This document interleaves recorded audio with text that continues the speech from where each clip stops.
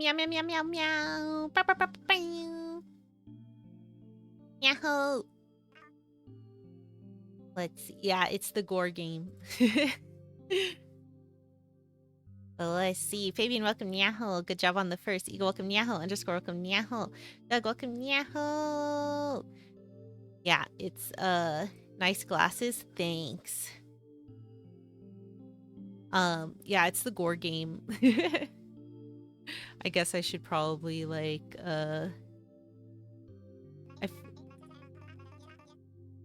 for missing the last stream. You don't ever have to say sorry for missing a stream. It's okay. I appreciate the ones that you can make it, and if you can't, it's all fine and dandy. We all have lives. We all have, you know, days where we're tired, where we're sick, where we just want to be by ourselves. So you don't ever have to apologize for taking care of yourself. I'm just here. So don't ever apologize. It's a-okay. Yeah, I want to try to finish this game tonight. I think I'll be able to. I looked up how long this game is, and it said it's like 4 hours-ish. And we played for 2.5 last time. So I think we'll be okay. I think we'll be able to get through it. And my predictions are, if we haven't already, I can't remember. I think we're going to eat our neighbor. We're gonna eat our neighbor. We're gonna I feel like we're gonna kill our other 2 friends. And Saya said she wanted kids, like that she'd be okay with having kids with us. And I feel like that's probably like a no-go. Like I wonder if like the having kids means like making more demons. What's up, demons? It's me, your boy, you know, like something like that. I don't know. We'll see. We'll see. Do you think he'll ever get healed? I don't know.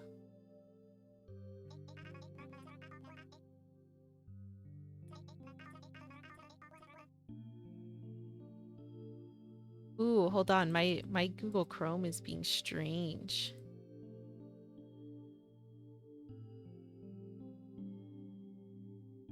I'm gonna close out of Twitch really. I'm gonna reopen. It didn't like something.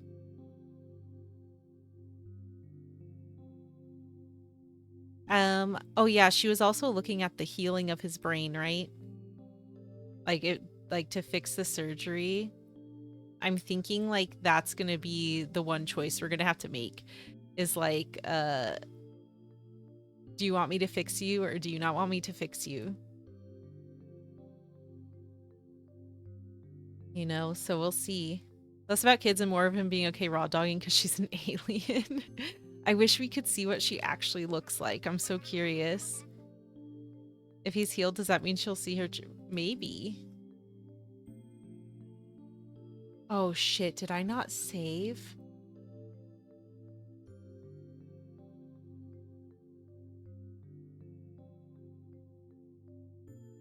Did I have to save? I thought it auto-saved.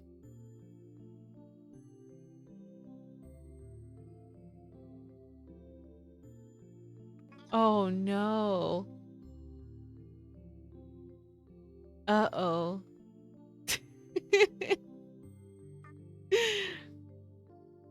Oh no. Do I just like speed run and get like just like click through to where we are in the game? Oh no, I thought I thought it was fine. Back to square one. Maybe they have a skip function.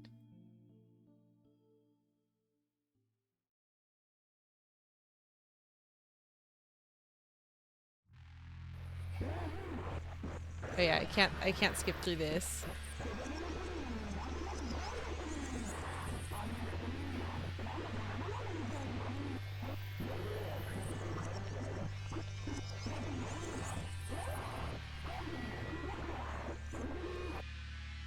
Oh no. Yeah, speed run. Woo!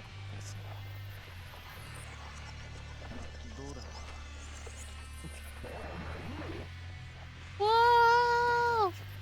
How was your day? My day was good. My day was I'm not crazy.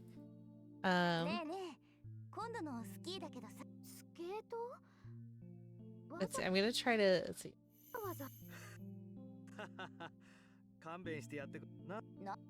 My day was good. Yeah, speedrun, not clickbait. Yeah, we're speedrunning it. We're gonna look at her boobies. My day was fine. I'm gonna have quite a busy day tomorrow at work. I got hassled by IT people today at work for accessing databases that they're like, why are you still using these? You're supposed to be migrated over. And I had to be like, So tomorrow is gonna be a lot of like data migration. Working on some conversions. Oh, it's the sexy doctor. Rise, welcome, Niahol. Yeah, I have to do that and I have to fix some other reports. So I'm gonna have a busy ass Friday. So I don't know how I feel about that. But I'm also 3D printing right now while we're doing this game. I had some issues with my 3D printer. Like literally right after the stream I said where I have no issues with it. I had some issues with it.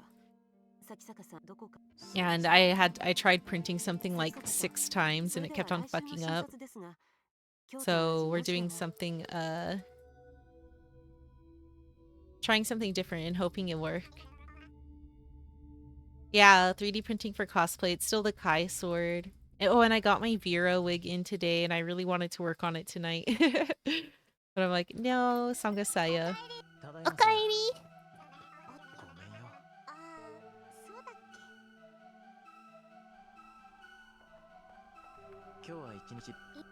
I know, I got hella jinxed.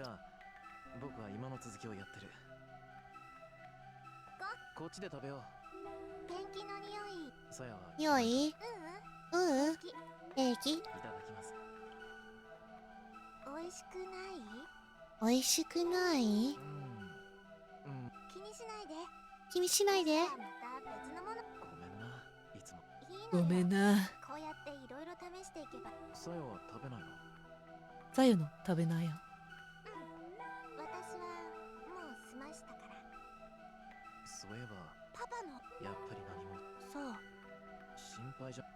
Dun dun dun dun dun.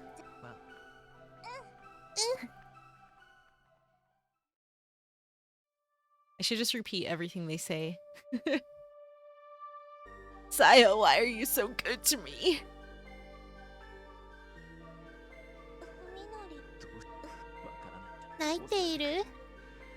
Oh, we fucked. We smashed. That CG is really pretty, but it's also kind of creepy.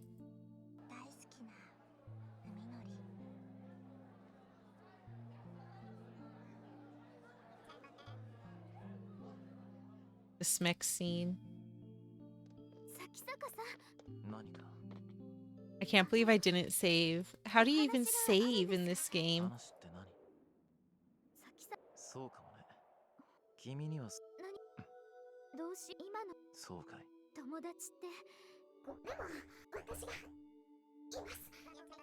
Okay, and then this is... I think it just brings up the quit game. Okay, this is when he's just like, you're gross, I hate you. How's it going? Going good. I didn't save last time, so I'm speedrunning right now. Basically what happened last time is we killed this very attractive woman and ate her, and it's the one food we're like, ooh, damn, this is good. And then we broke into Saya's dad's house to see if we could find anything, and she's like, I could probably fix your brain.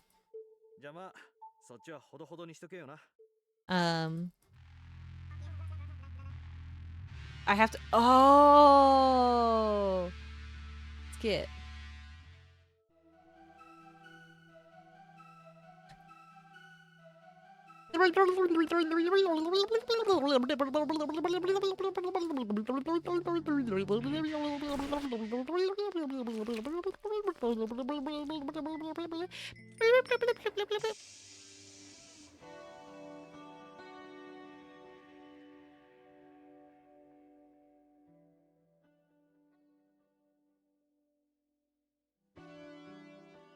I just don't want to skip too far. Where did we leave off? Okay, this is fine. I'm gonna wait until we see our neighbor. Okay, I think we'll just stay right here. I think this is good. どうしたのあなた。どうしたのあなた?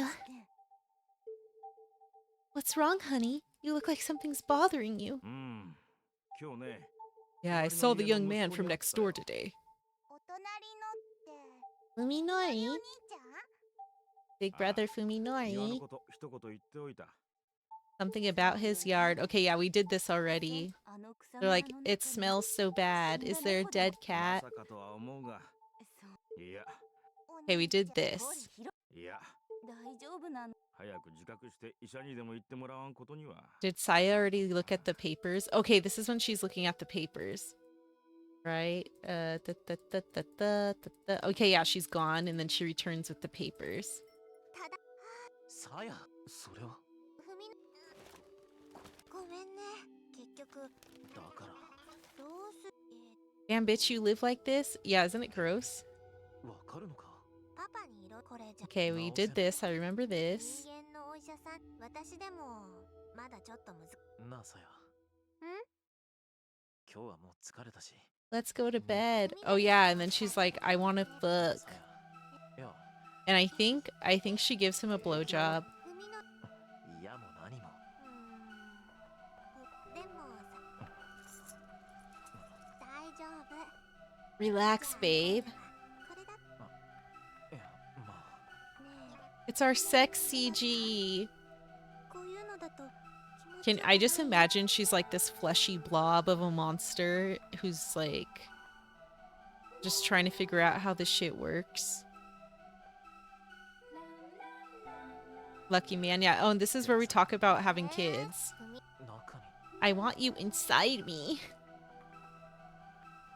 ふみの Okay, yeah, this is the let's have kids. 大好き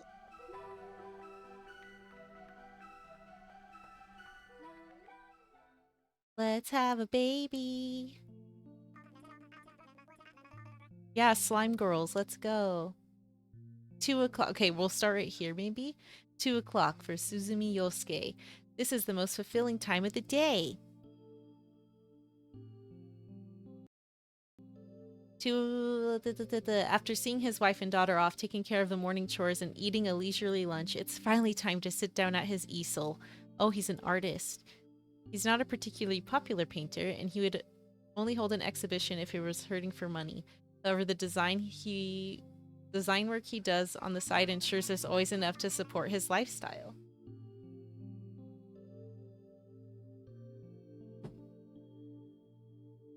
Alongside the salary his wife earns working for a magazine, they're able to pay their mortgage, send their daughter to school, and still have plenty left over. Slay! Wait. Ooh. Yosuke's life is perfect. Leisurely and absent of want.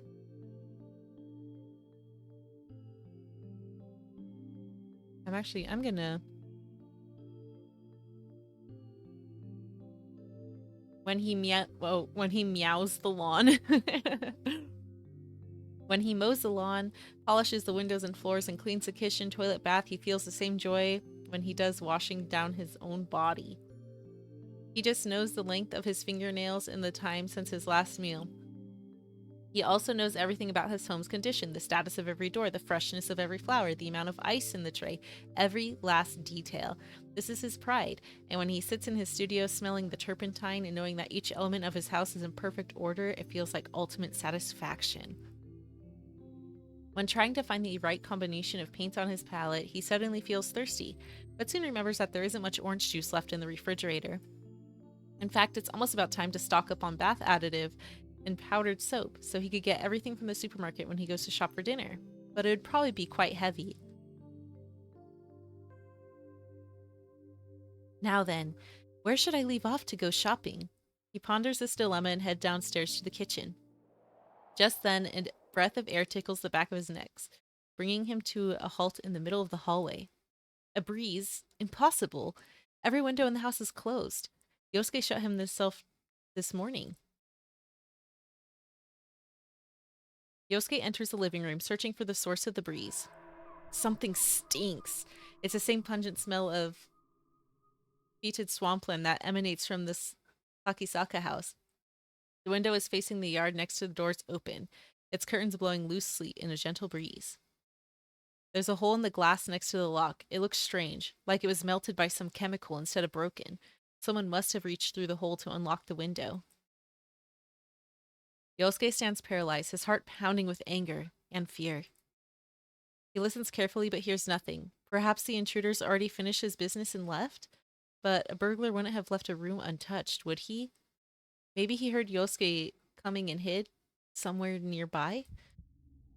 Yosuke realizes that his still wet palette knife is in his right hand. He must have forgotten to put it aside before going downstairs.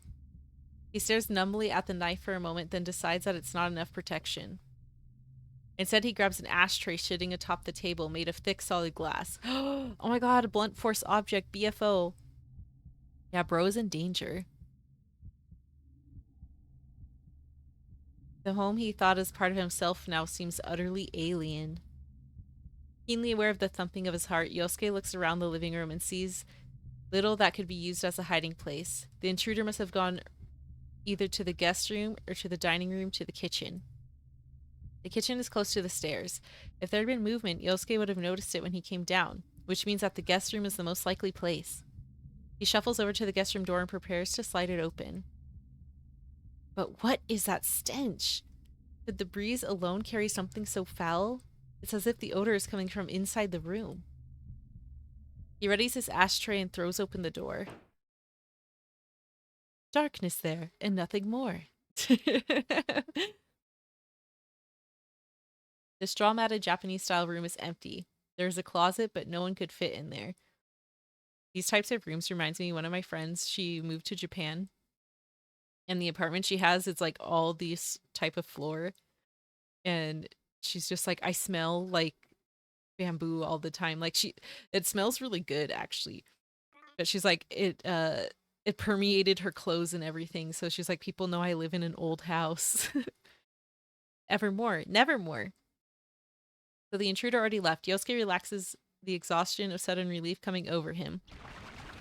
And that's when something seizes his ankle. Oh shit. I was right, he's gonna get eaten. The instant he freezes in shock, his leg is yanked out from under him, sending him crashing to the floor. Stars explode behind his eyes as he smacks his head against the door rail. Ooh.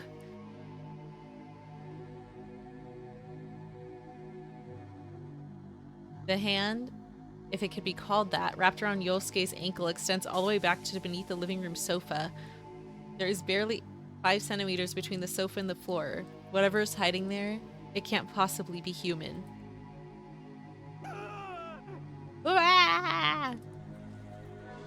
Before the screaming, Yosuke can regain his footing. Countless hand-like appendages seize his arms and legs, rendering him helpless. Calm down, don't be scared. As the hideous voice burbles into his ear, something cold and soft crawls atop him. Yosuke can't even scream, his terror is so great. It won't hurt, don't be scared, it won't hurt. Thin, tube-like appendages penetrate his ears, nose wriggling deep into his skull. Tentacles. Oh my gosh, tube-like though, it's like those cat shows. This is the Oriental short hair. Perfect tube-like body, fine, beautiful refinement to the bone. Fully cupped ear. Beautiful profile. Best in show cat right here. Just like the hentais.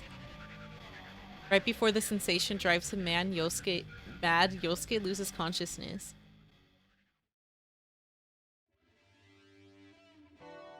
お時間を取っていただいてありがとうございます。 Thank you for coming, taking time to see us. Koji says, humble bow, concealing his surprise at the doctor's youth. Even with her light makeup, she wouldn't look a day over 30. She must be quite talented to be a leading neurosurgeon at such a young age. Oh my god, she's so beautiful. Don't mention it. I was hoping someone like you would come along. Her friendly smile has none of the coldness one might expect from her. Sharp, refined beauty. It's a pleasure to meet you. I'm Dr. Tambo, Sakisaka Fuminori's attending physician. 文則の友人で殿浩二と言います。彼女は筑波陽。 I'm Fuminori's friend, Mono Koji, and this is Tsukuba Yo. Yo gives a quick bow, her expression apologetic. When they arrived at the T University Medical Center and asked to see Fuminori's doctor, Koji and Yo had been prepared for rejection. They hadn't expected with the ease in which the request was granted.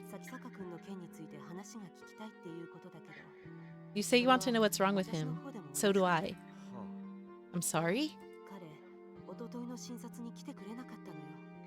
He didn't come in for his checkup 2 days ago, and I tried calling his home, but there's no answer. 2 days ago, the same day Fuminori was searching that abandoned house, Koji frowns, wondering what was so important enough for him to blow off his appointment. What is he like at school? どうもこうも。もうめちゃくちゃです。 He's totally messed up. Seeing Yo's shoulders jerk at the corner of his eye, Koji regrets not choosing his words more carefully. 事故の前とまるで人が違ったみたいに見えます。 Since the accident, he's been like a completely different person. 僕たちもいろいろと。 Have no idea what to do, so we thought talking to you might help. それで今日は。 Are you medical students too? She asks out of nowhere. はい。 Huh? Well, yes. Would you like to see his chart? Hey, this breaks like doctor-patient confidentiality. 見せてくれるんですか、そんなもの。 You'd really show it to us? Koji replies, incredulous. Dr. Tambo regards him silently for a moment, then sighs and says, someone wanted to see it, and without the hospital's permission. Files were stolen from the archive 2 nights ago. 本当ですか。 What? She stares hard at the astonished students, then shakes her head with a tired smile. Well, it doesn't look like you two are involved, so that's a relief. 当たり前です。 Of course we're not.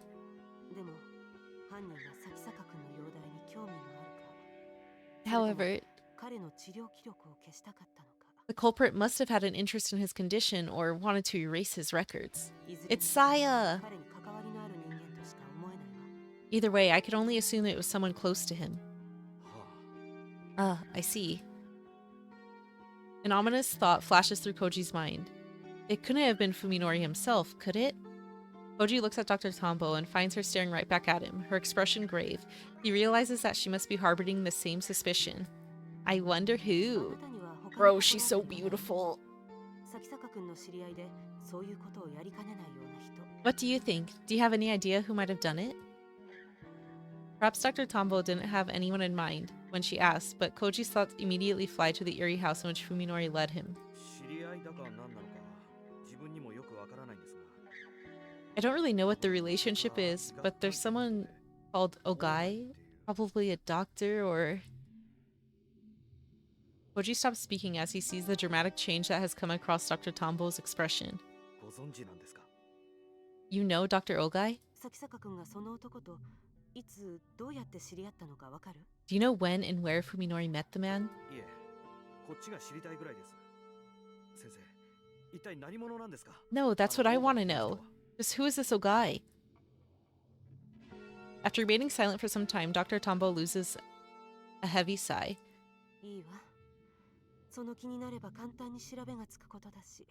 Alright, it's not like you could find out on your own. Ogai Masahiko is a doctor teaching at this hospital. He was dismissed over 6 months ago, however, following certain incidents. 不祥事って一体何を？ What incidents? What did he do? I can't say anymore. And anyway, it has nothing to do with your friend. Koji has no argument with which to answer Dr. Tompo's flat rejection. However, he can't shake the feeling that this Ogai person is the key to unraveling the mystery surrounding Fuminori. 先生、 The doctor summoned a demon. That's what I'm 刑事事 guessing. 件に関わっているかもしれないんです。 Demon, demon, demon. Doctor, he says, making up his mind. Fuminori might be involved in a crime. At this sudden declaration, both Yo and Dr. Tompo raised their eyebrows. What do you mean? 彼を訪ねていったっきり行方不明になってしまった人間がいます。もちろん文則は否定していますが。 A friend of ours went missing after going to see him. Fuminori denies any involvement, of course. You mean Omi? Koji's unable to bear the shock in Yo's voice. すまん、つくば。君には言えなかった。 Sorry, Tsukuba, I couldn't tell you. My model froze! I'm just in shock. Dr. Tompo is frowning, her expression even more serious than before. その鴎外という人物が今文則の関心の焦点になっているらしいんです。 Right now, this Ogai seems to be the center of Fuminori's 彼 attention. が何者で、文則が彼の何について探っているのか。 It froze in the それが truth 分かれば exactly. 少しは事情が見えてくるかもしれません。 If we know who he is and what Fuminori is looking for, we might see the whole お picture. 願いです先生。教えてくだ Please さい。 tell us, doctor, just what happened at this 文則で一体 hospital. 何があったんですか？ He summoned a demon, and then the demon started eating people, and then we had to fire him. It was really crazy. Dr. Tompo hesitates for some time, refusing to make eye contact, but she finally shakes her head. I'm sorry. This is not a decision I can make on my own. 先生。 Doctor, でも少しだけ待って。私は私なりにいろいろと調べてみる。 give me some time. I'll do my own investigating now that I know how far this has gone. お願いします。 Please. Hoji's out of options. All that's left is to trust the young doctor. It's frustrating. 携帯の番号を交換しておきましょう。何か分かったら連絡するわ。 Let's exchange cell phone numbers. I'll call you if I learn anything, and you call me the moment anything changes. Ooh, we got the doctor's number. We pulled the doctor's number. I mean, we didn't. We're crazy. Our bestie pulled the doctor's number. ええ。 All わかり right. ました。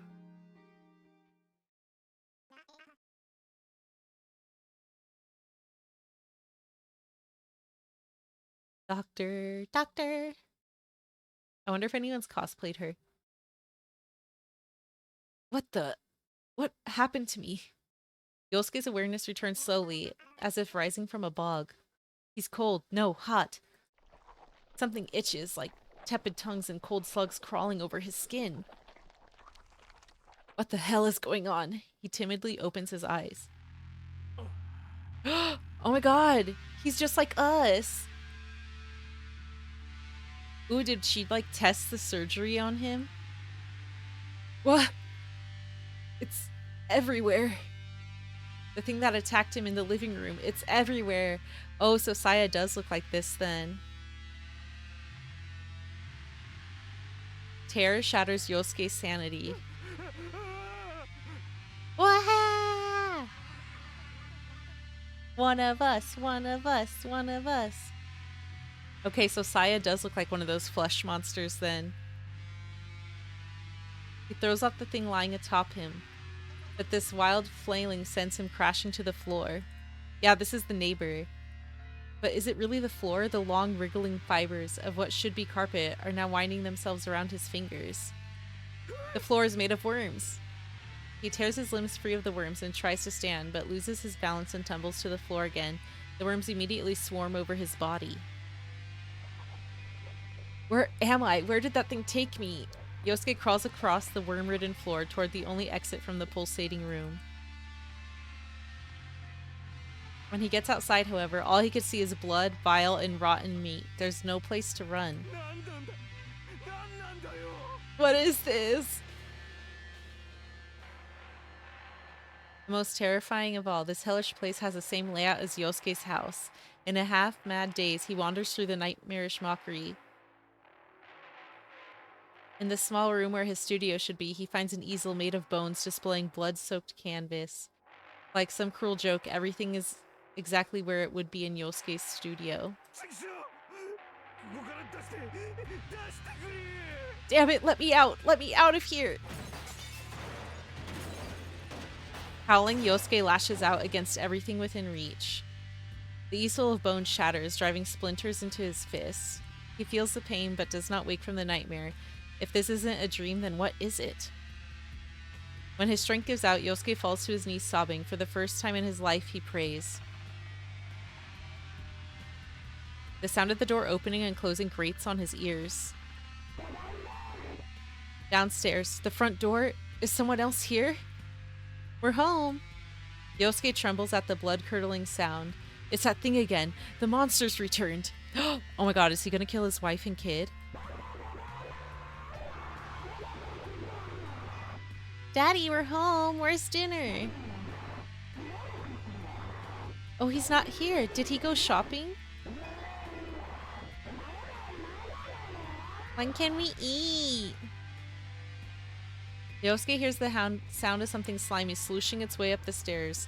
Even as he cowers in terror, he slides his trembling hand across the floor and grabs one of the bones from the broken easel. The tip of the bone is nice and sharp. If he holds it in both his hands and puts his weight behind it, he might be able to use it to defend himself. Oh, he's gonna kill his family. Honey, are you home? The monster growls are getting closer. Holding his breath, Yosuke presses his back against the wall next to the door. The pounding of his heart is like thunder in his ears, so loud that he fears the creature might hear it. He knows it will eat him if it finds him again, but all he could do is keep from crying. At last, the door creaks open. Honey? Yosuke leaps on the creature as it enters, fear turning his roar into a high-pitched scream. The flesh beast is covered in sludge and vile juices, but before the horror can paralyze him, Yosuke brings his bone stake stabbing down. The monster screams as the stake pierces its chest and punches through the other side. It falls back, writhing in agony. The sight of its pain sets Yosuke's blood on fire. I can win. I can kill it. If I finish it off before it enters my head again, I'm safe. Yosuke grabs the bone and twists it with all his might. The monster convulses and gurgles, its trembling tentacles reaching up as though begging for help. Die, die, die! Yosuke knocks it to the floor, then brings his heel crashing down on its flopping body again and again. With each stop, it groans and spasms, growing weaker. When the monster at least stops twitching, Yosuke, panting hard, tears the stake from the corpse and rises to his feet. Daddy? Something squeals. Yosuke turns around to see another smaller monster peeking out behind him from the stair landing. There's still one left. His desperate rage-filled attack both exhilarated him and gave him a taste for violence. This one will be easier. It's smaller and weaker. Grinning menacingly, Yosuke raises the stake and moves toward the second creature. The monster flees, screaming down the stairs. Not about to let his prey escape, Yosuke roars and gives the chase.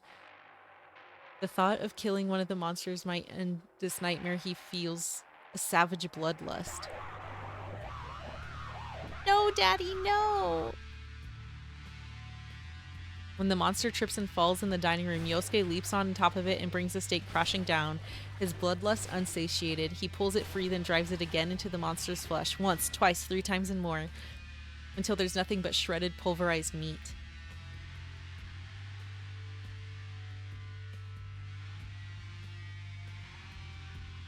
Damn, I thought he was gonna die. He killed his family. Fucked up. Eventually, the only sound in the house is Yosuke's heavy breathing. He has slain 2 monsters, but the nightmare shows no sign of an ending. Yosuke staggers to the front door and goes outside. The sky, the city, everything has gone mad. Twisted shapes, nauseating colors, stinking air. There's no escape, no end to the nightmare. The last remnant of Yosuke's sanity vanishes like dust in the wind.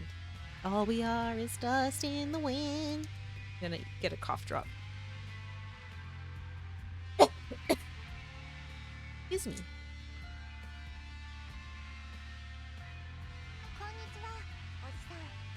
Uh-oh. Hi, mister. It's Saya.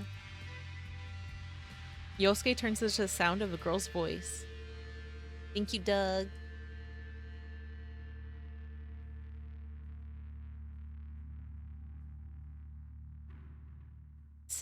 She is standing in front of the house next door, wearing a spotless one piece over her pure white skin. In the midst of this filth-ridden world, she alone glows with beauty. おじさんには私がどう見える？ How do I look to you, mister? ああ、とっても可愛いよ。You're cute. Very cute. Yosuke feels a sudden blacklust rise within him. 本当？じゃあ実験は成功かも。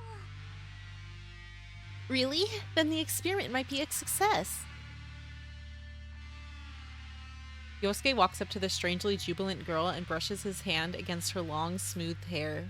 こんな可愛らしい女の子はこの世界には君一人しかいないんだろう。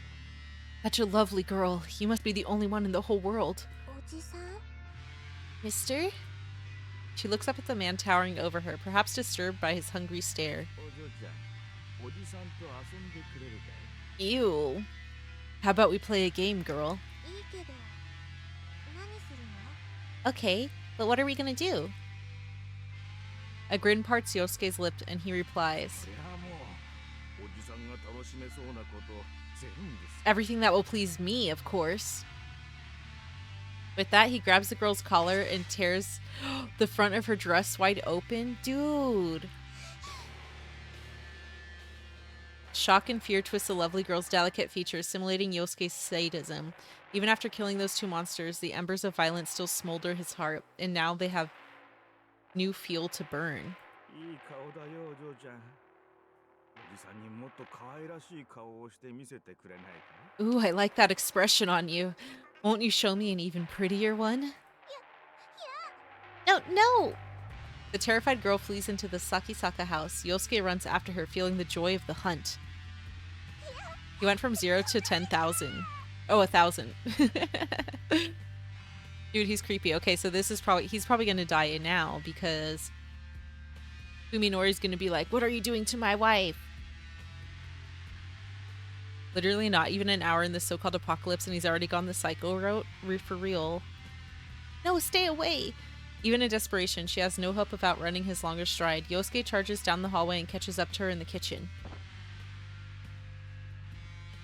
He grabs her from behind and wrestles her to the floor before she can resist. 話して。そんな。 Ew, he's gross. Hiko, why are you doing this? だから言っただろう。お嬢ちゃんが可愛らしすぎるからだって。 Ew. Like I said, because you're too cute. Enjoying the sensation of her thin arms struggling futilely against his grip, Yosuke uses his weight to hold her down while ripping off her remaining scraps of clothing. 嫌だ。こんなの嫌。やめて。 Dude, why are you doing this to her? Die.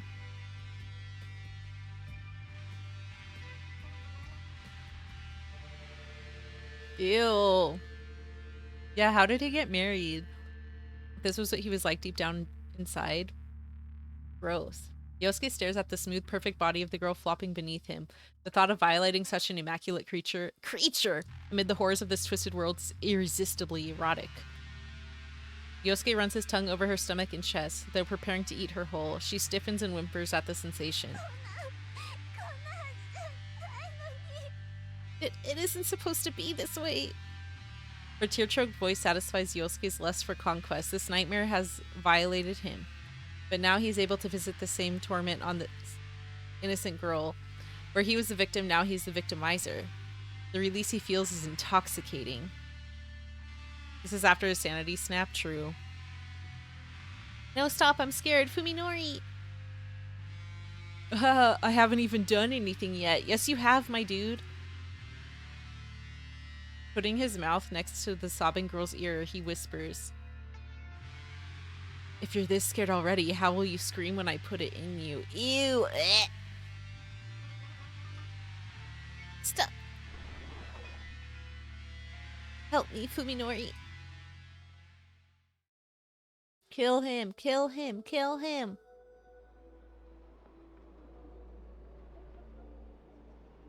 Wait, if she's like a powerful demon, then why didn't she just kill him? As always, the sights of the city grate on my nerves. Today, however, I don't feel as much hatred as I usually do. I've grown more accustomed to my condition, but that is not the reason for today's high spirits. My search of the Ogai house has finally borne fruit. When I pulled out the drawers of the desk in the study, I found an envelope stuck between the desk and the wall. It must have fallen off the back of the writing tray. Inside were 3 outdoor photographs. I couldn't recognize the eatery due to my condition, but I'm pretty sure that they show these 3 buildings. Scrawled on the back of each photo is an address. Agano Prefecture, M Village, Tochigi Prefecture, S Town, Shizuoka Prefecture, H Town. None of its names are familiar, so they must be out on the countryside.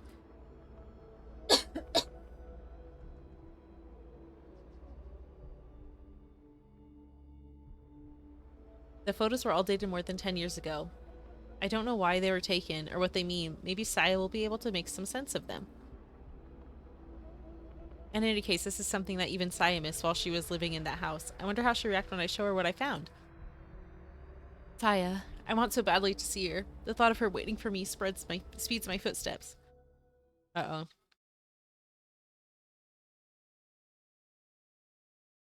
When I step through the gate, I see that the front door is wide open again. This is the second time this has happened. Upon entering the house this time, the sound of Saya crying chills my blood. And it's not just her, I also hear a low, wet grunting. There's no time to take off my shoes. I race down the hallway, propelled by a terrifying premonition. Whoa!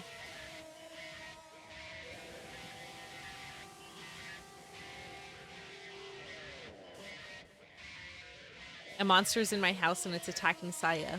The filth oozing from its body spreads across her skin as it moves with animal ferocity.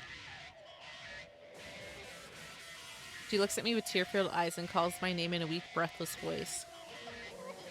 Kuminoe, help! Rage erupts inside me like black lava. The monster stops gorging itself on Saya's body and turns its head to look at me. Surprised by my own composure, I slip past it and grab the meat cleaver sitting next to the sink. Without a moment's hesitation, I slash the monster's face. Oh. Oh, look at his eyes. It screams and staggers away from Saya. My attack must have blinded it because it flails its tentacles widely and tries to drive me away. My bloodlust still unsatiated, I calmly seize one of the appendages and plunge my weapon twice or more into its quivering flesh. The blade enters its body with fascinating ease. Each strike sprays my face with its blood. As I carve the monster into pieces and savor the hideous screams, my mind finally gets consumed by rage. No mercy. I'll see this monster suffer for what it's done for Saya.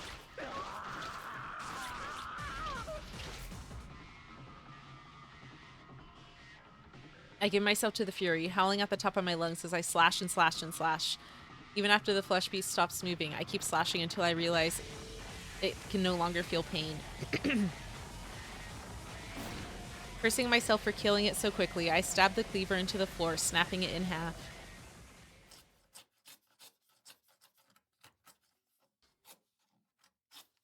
When my thoughts finally begin to regain some cohesion, I find myself still digging the broken knife into the floor. The monster is gone. Pieces of it are scattered everywhere. I stop cutting the tile. In the sudden silence, I hear Saya's faint sobs coming from the corner of the kitchen. Saya. Saya. I pull the cowering Saya into my arms. She stiffens in fear at first, but as soon as she realizes that it's me, she clings to my body and cries.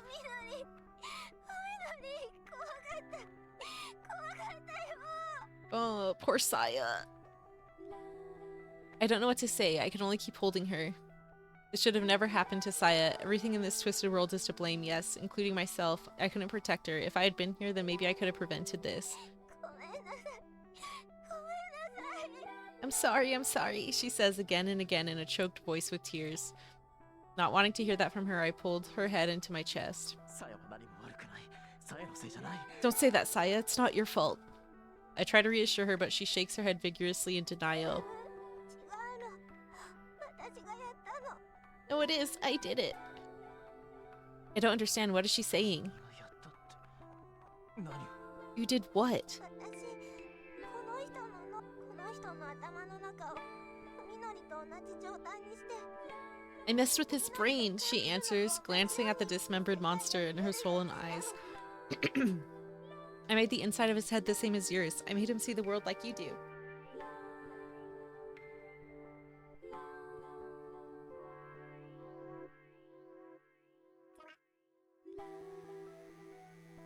It takes some time for me to understand the meaning of Saya's words. What? But how? どうやって I love her little ears. Finally regaining her composure, Saya responds with my confusion in a low voice. 私にはそういうことができるの I can do stuff like that. 体を組み替えたり I can change the bodies of other living things. 私に生まれつき備わってる能力なの I've had this ability since I was born. どこをどういじればいいのかはその生き物によってまちまちだからちゃんと勉強してからでないとダメだけど Every organism is different, so I have to study them in detail before I know how to change them. みのりの脳に何があったのか By doing some research, I figured out what happened to your brain. だから同じことができるかどうか So I wanted to see if I could do the same thing to someone else. なんでそんなことを But why? そうすればみんなみのりみたいに Aww. 私に優しくしてくれるようになるかと思って I thought that if everyone were like you, they'd all be kind to me.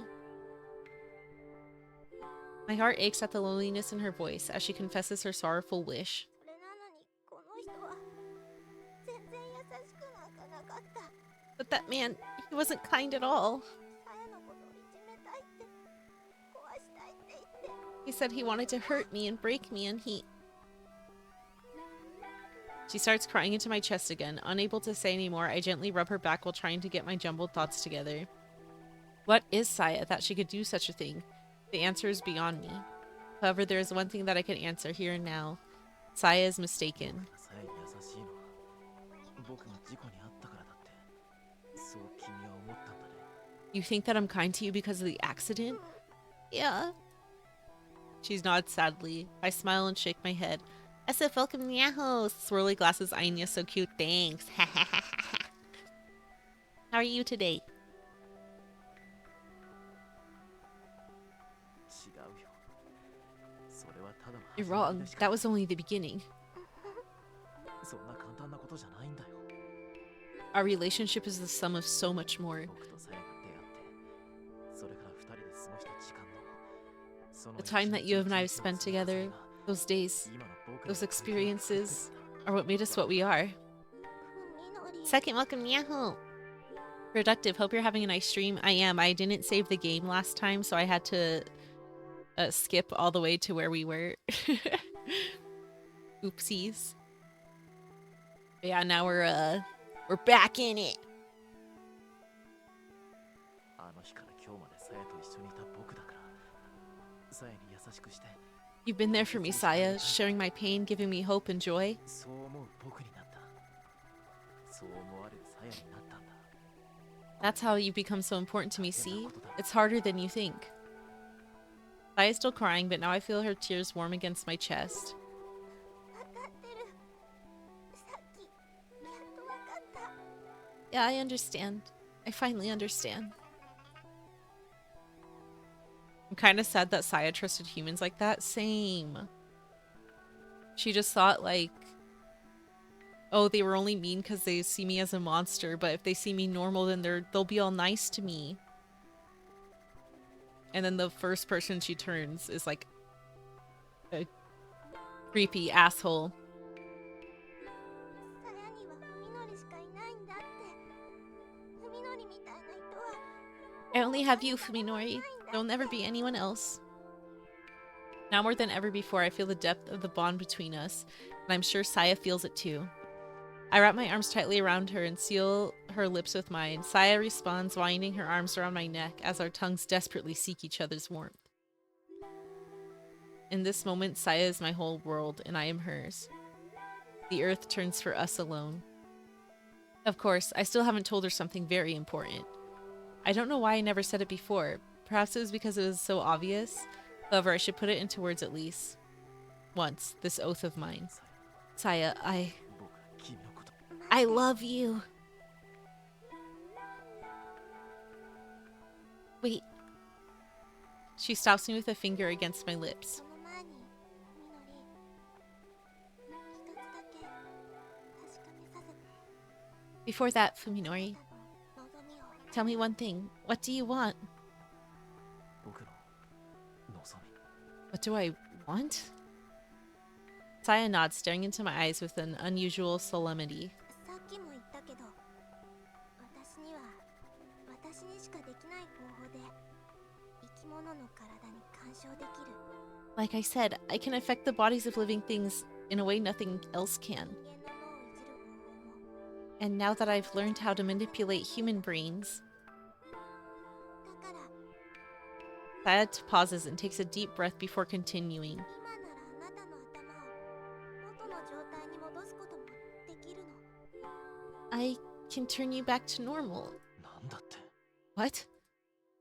Until now, that hasn't even been in the realm of possibility. その人にやったのと逆のことを海のりにしてあげればいいだけ I just have to do the opposite of what I did to that man. It's ことよ really simple. I replace Saya's word in my head to be sure of their meaning. だから海のり教えて So tell me, Fuminori, あなたが昔の暮らしに戻りたいかどうかあの事故 she で just has to set it to 死んだ過去 Wombo. を You have it set to 戻りたいかどう M か for Mini when it should be set to W for Wombo. You want to return to your old life? Do you want to take back what you lost in the incident? Oh shit.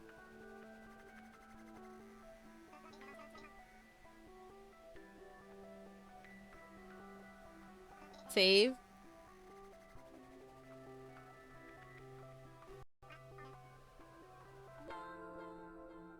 Good call, Doug. Good call.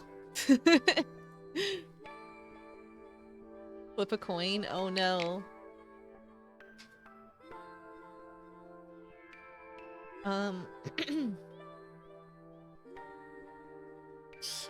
Ooh. I kind of want like a crazy ending, so I kind of want to do the I don't need it anymore.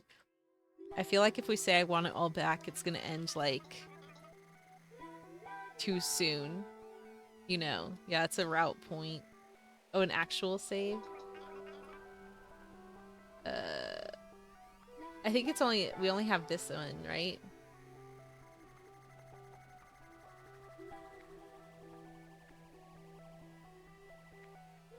Okay, yeah, we're good. Oh, I think it automatically saves at the choices. Okay.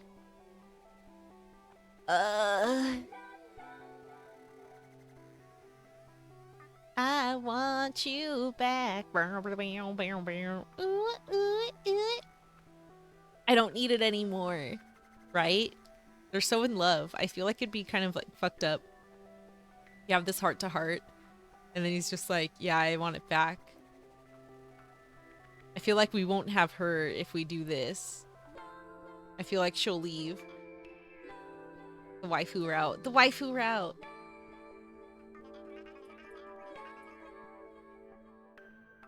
Yeah, he'll see her as a monster. On that terrible day when I first opened my eyes after the accident, what would my answer have been? When I think back on this many years from now, will I wish that my answer today had been different? Doesn't matter. Here at this moment, there's no doubt in my mind. あの人は誰だった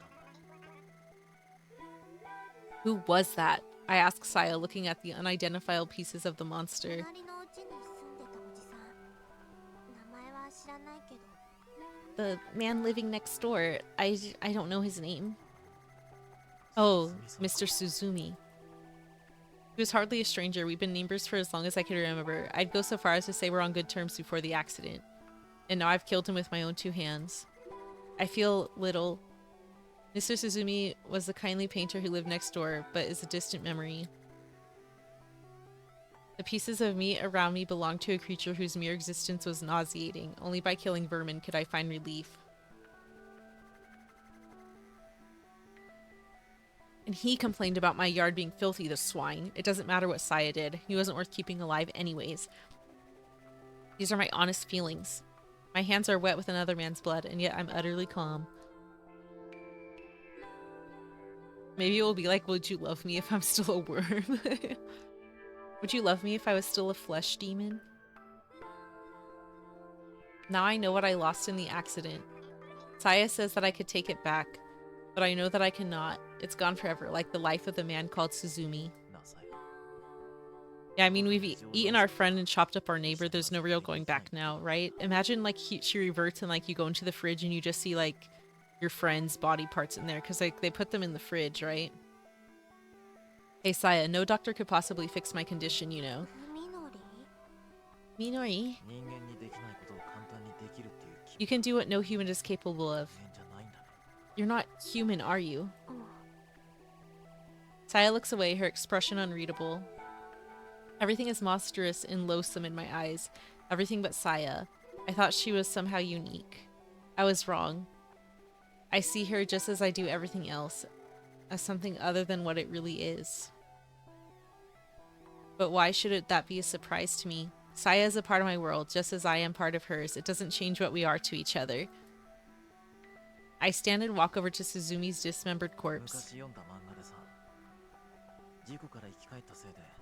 I read this manga once about a man who recovered from an accident, only to find he couldn't see the world as it was. It's kind of like me.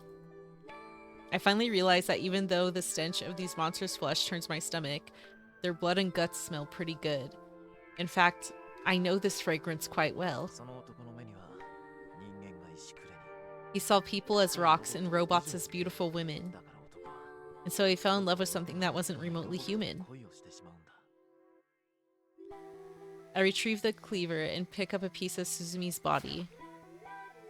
I start removing the skin and tendons. Ah, just as I thought. The stuff underneath is exactly the same as what Saya and I have been eating. Hey, this looks pretty good. Let's eat. Minori. Oh, sorry. You're in no mood for that now, are you? Dude, it's just like in my anime. Now he's like knowingly eating people. Oh my gosh. Now that he's dead though, meat is meat. It'd be a waste to throw it away. We should get it in the fridge. Is that alright with you? Sure. I answer easily. There's no longer any room for doubt in my mind.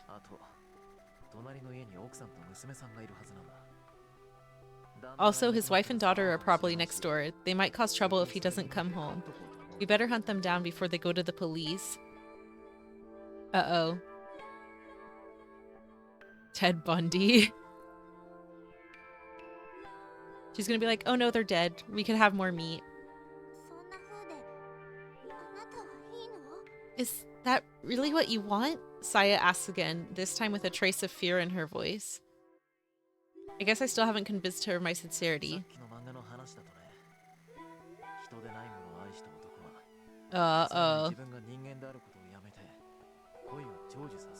So at the end of this manga, the man who fell in love with something inhuman gives up his own humanity for the sake of their love. A happy ending, don't you think? Fuminori. You're all I need now, Saya. Nothing else matters as long as we're together. We belong together. When you left, I lost a part of me.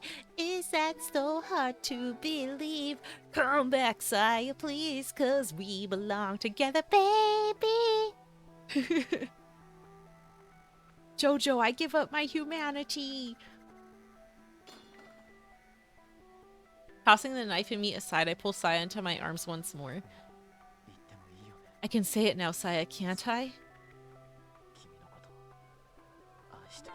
Oh, damn. Hit her with the ice steru. I love you. Saya wipes away tears falling from her eyes. I can no longer see any hint of fear in her face.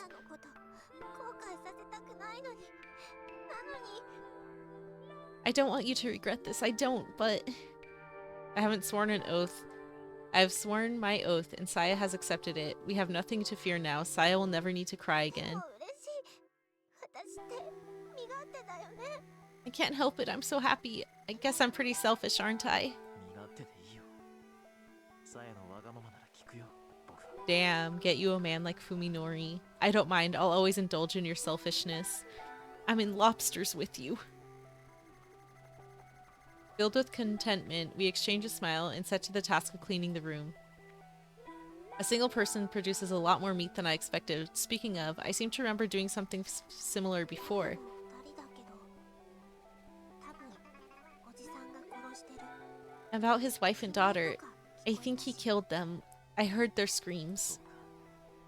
そりゃ好都合だ。 Well, that makes things easier. After we finish here, we should go gather the meat from the Suzumi house.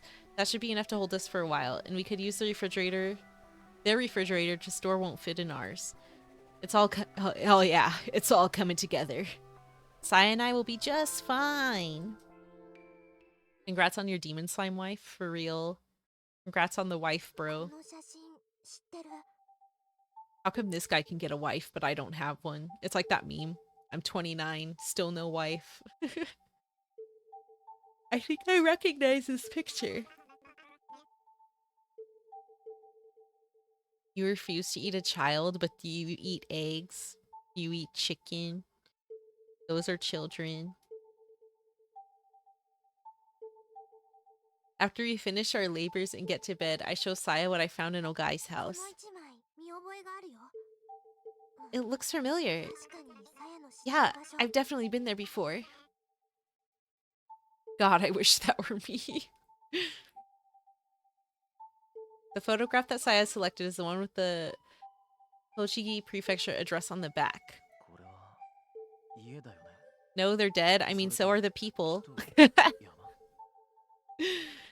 So it's the same, right? That's a house, right? I see trees and mountains. そう。ふみのりすごいね。 Yeah. 写真も見られるようにな Wow, った？ Fuminori, you could see pictures now? まあね。A little. At the outset of my ordeal, I had to depend entirely on my sense of distance to decipher what I saw. The houses in front of me, the mountains far behind them, and the clouds so far above, the only distance and scale told me what they were. Photographs and other flat images used to be nearly impossible to make out. Recently, however, I've gotten better to understand what things are by their shape. And I know what the mountains and sky look like, for instance, and how to tell them apart from buildings. Each of the three pictures shows a similar scene, a lone house in the middle of a thick forest. Ooh, scary. 別荘だって言ってた。ここ Dad に called いれ it ば his retreat. 誰にも見つからないって。 Said no one would find us there. Hmm.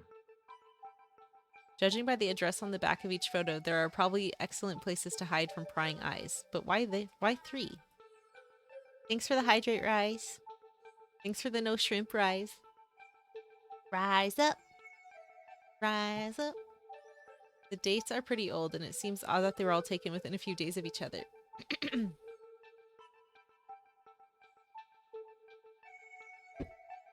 Maybe he was scouting properties looking for the perfect location for his hideaway.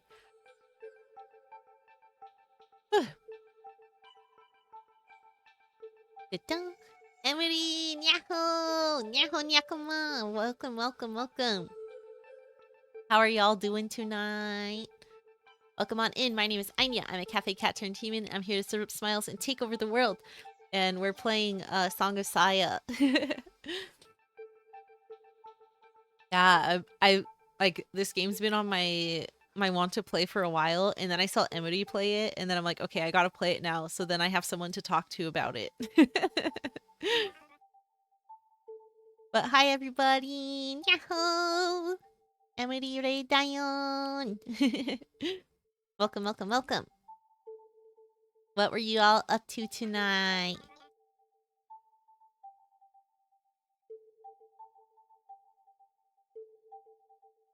Checking the location on the road map of the Kanto area, I find that it's about 3 hours out of Tokyo by car. お父さんがここにいる可能 Ooh, 性 Gunpla, nice. How far did you get? How far did you get? It's Gunpla Thursdays. Do you think your father will be there? Rini's nuzzling the mic. She wants to say hi. 電話してみたけど出なかった。 Yeah, Sayo no uta. Yeah.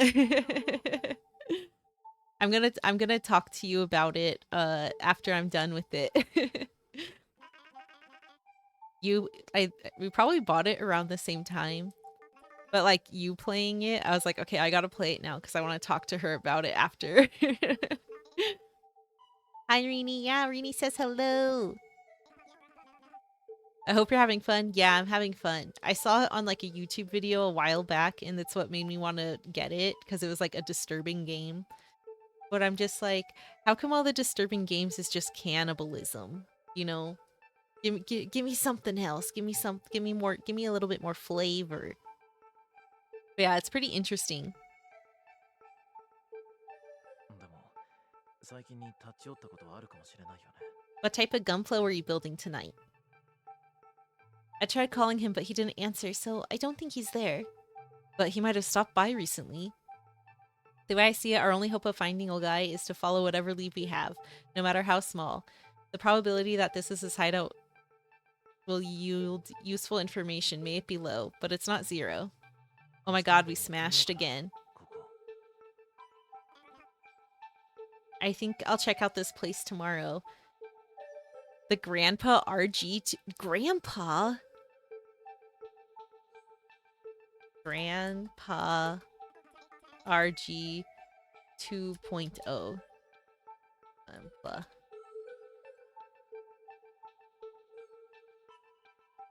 Oh, wait, he's cute. Is it really called Grandpa? That's hilarious. He's a grandfather. Does he have kids? My guy hits it on the daily. He gets sniz on the reg. Oh, he's the OG? Oh, Nyaruhodo? Grandpa, grandma. Roby railing. へえ。 Do you have to? Saya pouts. I wasn't expecting her to で object. もここ遠いんでしょ？ Isn't this far? 行って調べて帰ってきてもまあ半日もあれば十分さ。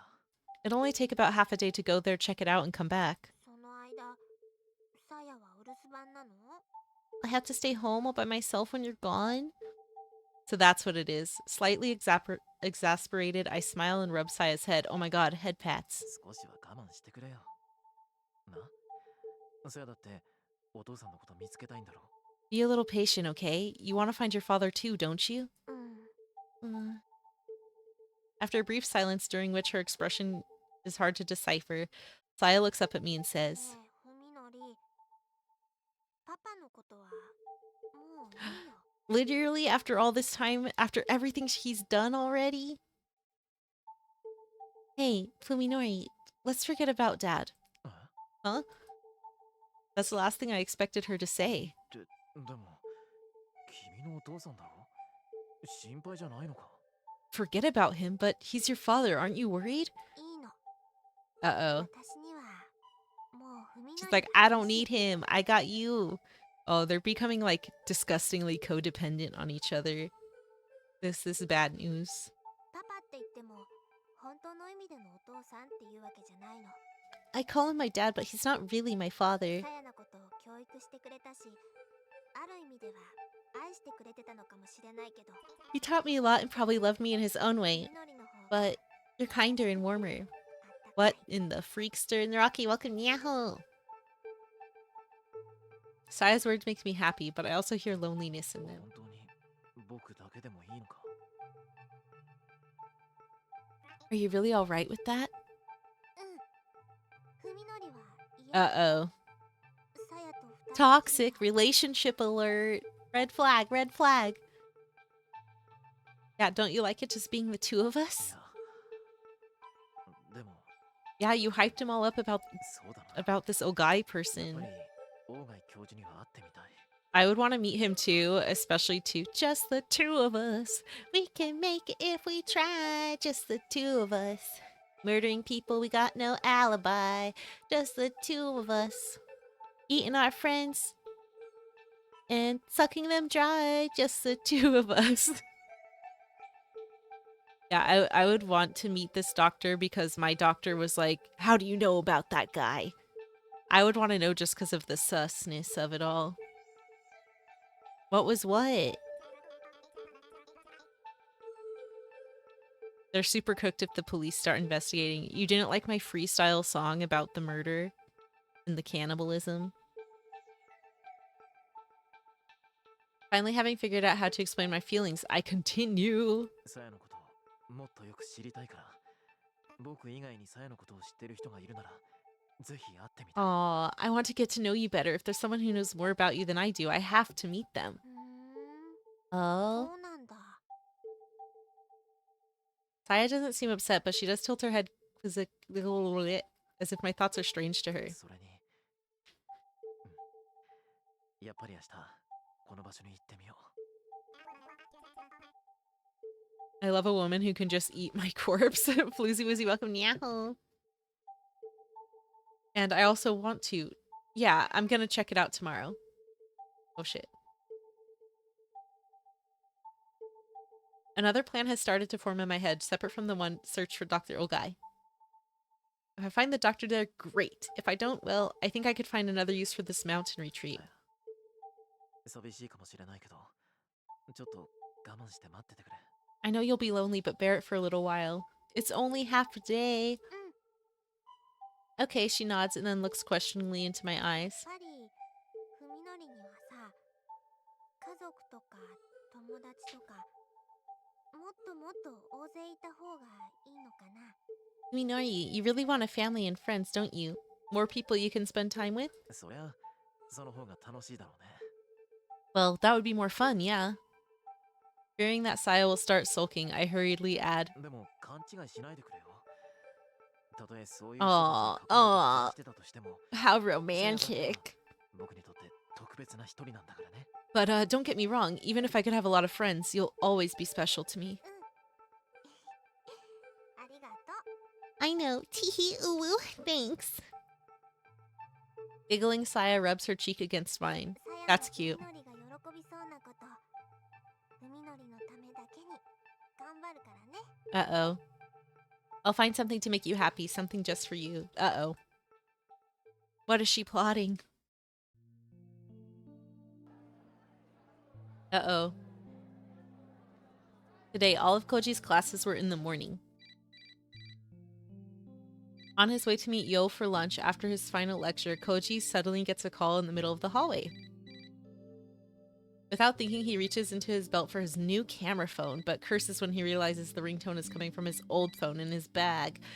He hasn't transferred his contacts list yet, and calls still come into his old phone with people who don't know the new number. When he finally fishes the phone from his bag, the name he sees on the display sends a chill up his spine. Fuminori. Uh-oh. Why now? What does he want?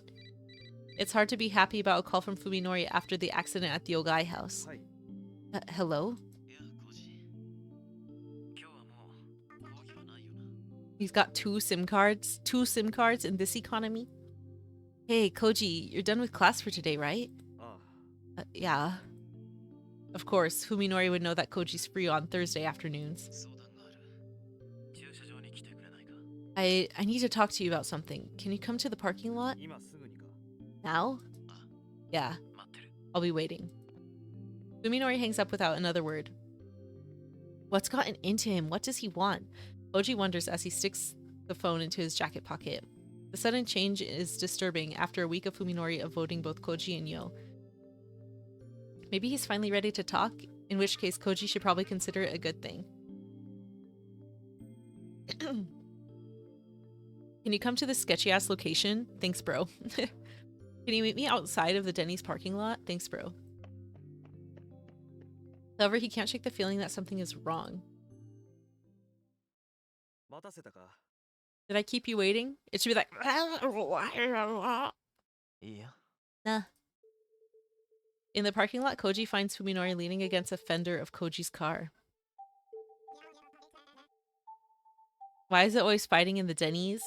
You never heard the Denny's parking lot? How about, okay, meet me in the Waffle House lobby. I want to go to Waffle House so bad. The food looks so horrible. Oh, but I just want to go for the experience. I want to try pecan pie for the first time at Waffle House. The last time they met was in the darkness of an abandoned house. This is the first time in over a week that they've spoken face to face in the light. Perhaps that's why Koji senses something strange in Fuminori's expression. You prefer pancakes over waffles? Oh.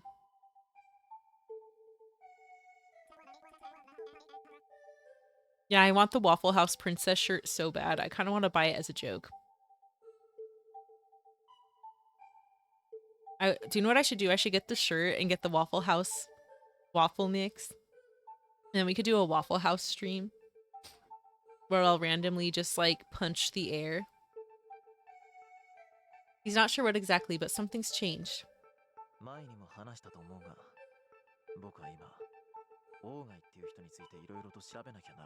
I think I told you before that I'm looking on information on a man named Ogai. Yeah, I got that. Oh no. Well, it's starting to get more complicated. It looks like I can't handle it by myself after all. Eagle, you were right. Fuminori seems more relaxed than before. He used to be tense all the time, like he was terrified of something. But now his expression is calm. He's even wearing what resembles a sheepish grin. I need your help, Koji. Nevertheless, some instinct is telling Koji that Fuminori's changes are not for the better. Why the sudden change of heart? Koji asks, keeping his expression neutral to conceal his suspicion.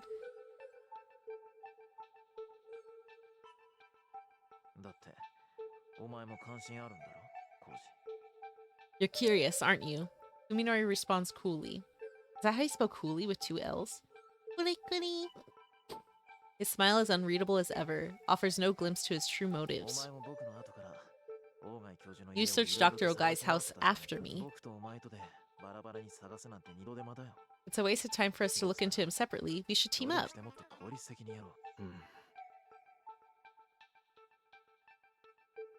Why? Why does he sense malice, thick viciousness? Thick and vicious, lurking behind Fuminori's smile. Ay, Dios mío. Anyway, I need your car today. Mind driving? Koji, you dumb bitch. I guess not. Fuminori's car was destroyed in the accident, so Koji isn't surprised that he needs a lift. Koji unlocks his car and gestures for Fuminori to take the passenger seat and gets behind the wheel and starts the engine. Well, where are we going?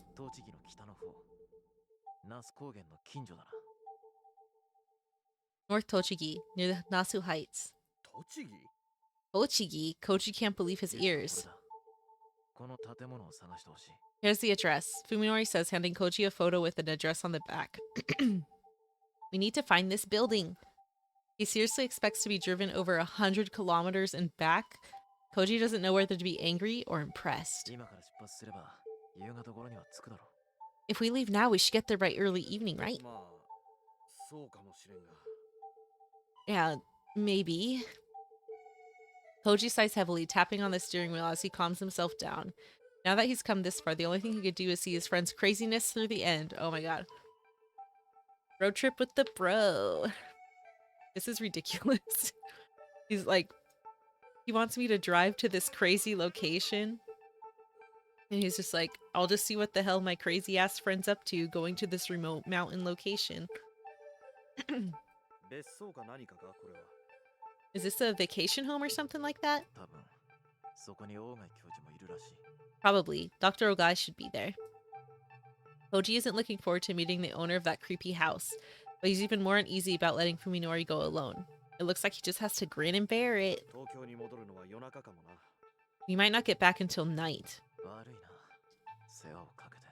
Sorry for the trouble. All I'm hearing is free trip, yeah. Is he gonna pay Koji gas money? Don't mention it. Koji drives out of the parking lot, leaving the rest of what he thought to say unspoken. Fuminori's smile seems wrong somehow, like a mask hiding its true face.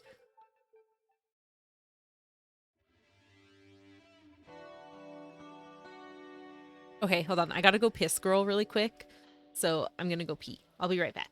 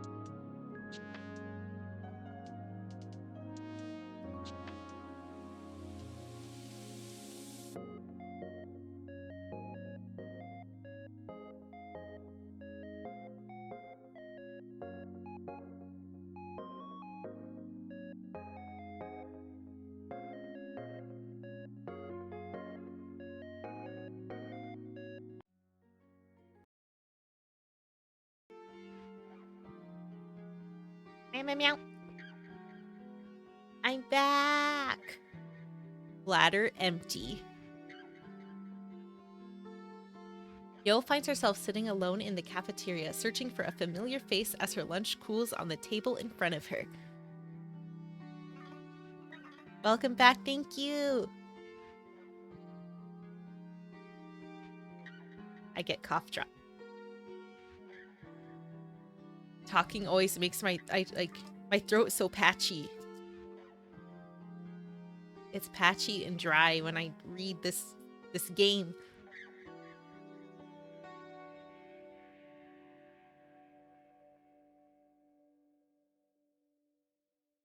She was hoping to see Koji today, but he must have had other plans.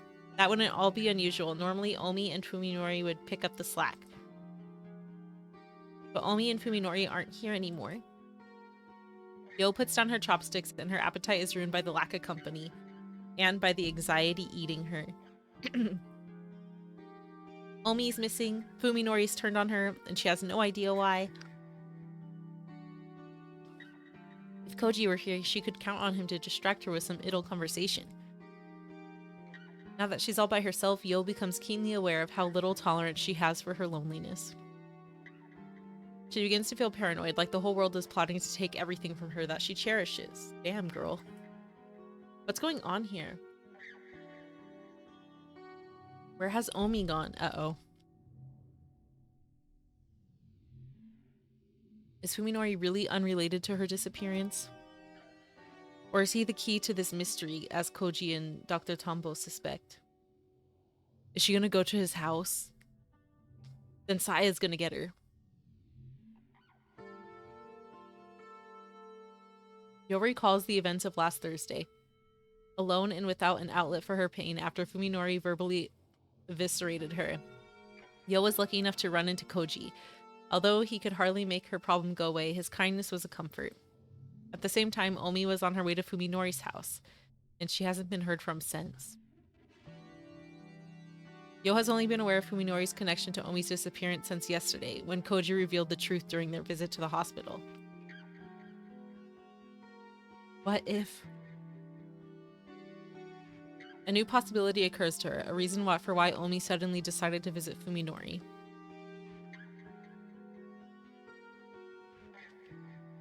What if it hadn't been a coincidence that Yo ran into Koji that day? What if Koji and Omi had known what had transpired between her and Fuminori and decided to act separately?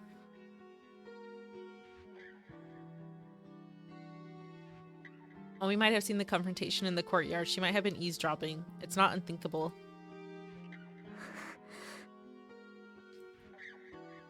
As the idea forms in her mind, Yo feels as though something is tearing her body apart from the inside.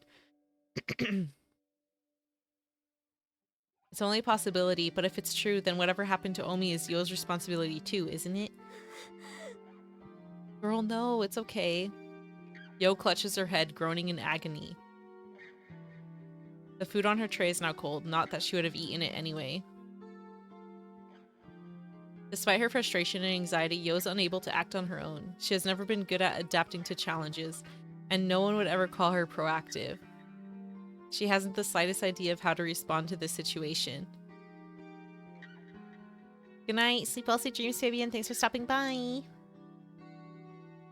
If Omi were here, she would probably tell Yo to think positive and trust her instincts. Yo has always depended on her best friend's energy. Now that Omi's gone, Yo realizes just how weak and useless she is. She can only sink deeper and deeper into the abyss of self-loathing. The sudden ring of her phone pulls her back from the brink of despair. It's a text message. There's no title, and the sender is... Fuminori. Uh-oh. Uh-oh. Oh, shit. She's gonna get lured to the house. She's gonna get ate. Or what if she's the present? The message itself is even more baffling. If you want to know about Sakisaka Fuminori, come to his house. Alone. Tell no one.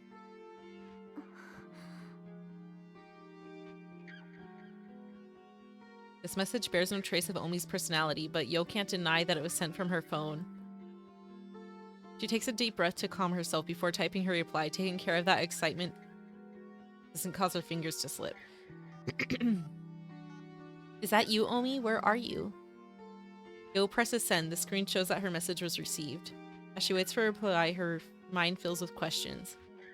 Is someone using Omi's phone to send text messages? If so, why to her? Something suddenly occurs to her.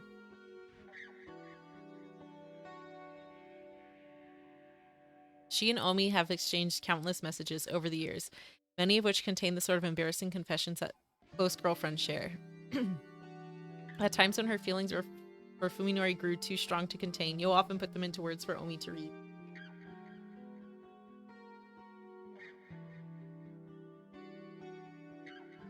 Did Omi put a password on her phone? Even if she had, the person who sent the message obviously was able to unlock it. Which means whoever it is, uh-oh.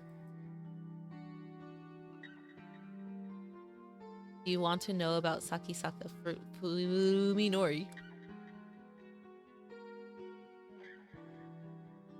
Yo reads the strange message one more time. Whoever sent it must believe that Yo has an interest in... Uh-oh. Saya's gonna get jealous. Saya going through the DMs. Who is this girl?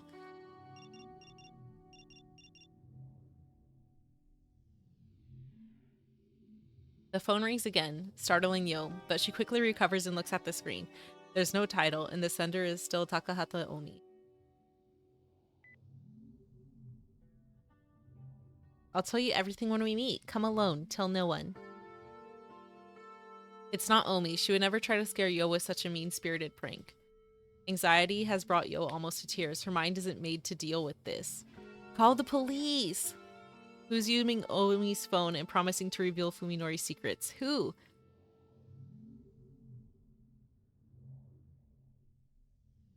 Yo desperately wants advice from Koji, from anyone. She even starts to dial Koji's cell, but a sudden suspicion stops her. The center might be somewhere nearby watching her this very moment. A cold chill runs down her spine as she looks fervently around the cafeteria. Come alone. Tell no one. The lifeless characters on the screen are like a knife against her throat. However, Yo clutches her phone and forces her heart to stop pounding. Isn't this cowardice exactly what she hates the most about herself? No, bitch, you're right to be scared. That's sketchy as hell.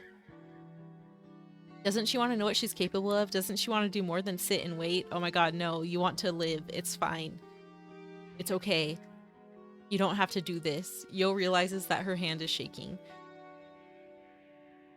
How easy would it be to just give into her cowardice to convince herself that Omi and Fuminori are beyond her reach?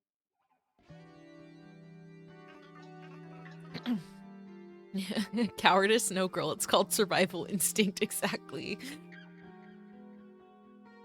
That's what she truly wants, even if it means abandoning dignity and loyalty. She just wants to flee from the unknown. But she also knows that even escape is beyond her. Yo understands herself well. She knows that no matter how far she runs, regret and self-loathing will consume her after everything else has fallen apart. In the end, Yo is unable to overcome her cowardice alone. She lacks both willpower and courage to run. Ah, shit. The afternoon silence is somehow foreboding. A stink is in the air. The stink of garbage left out to rot. Even in this perfectly normal residential neighborhood seems ominous to Yo in her current state. She feels like she's standing in the middle of a necropolis, as if everyone in the houses around her is dead. She has very strong instincts. You should just run away.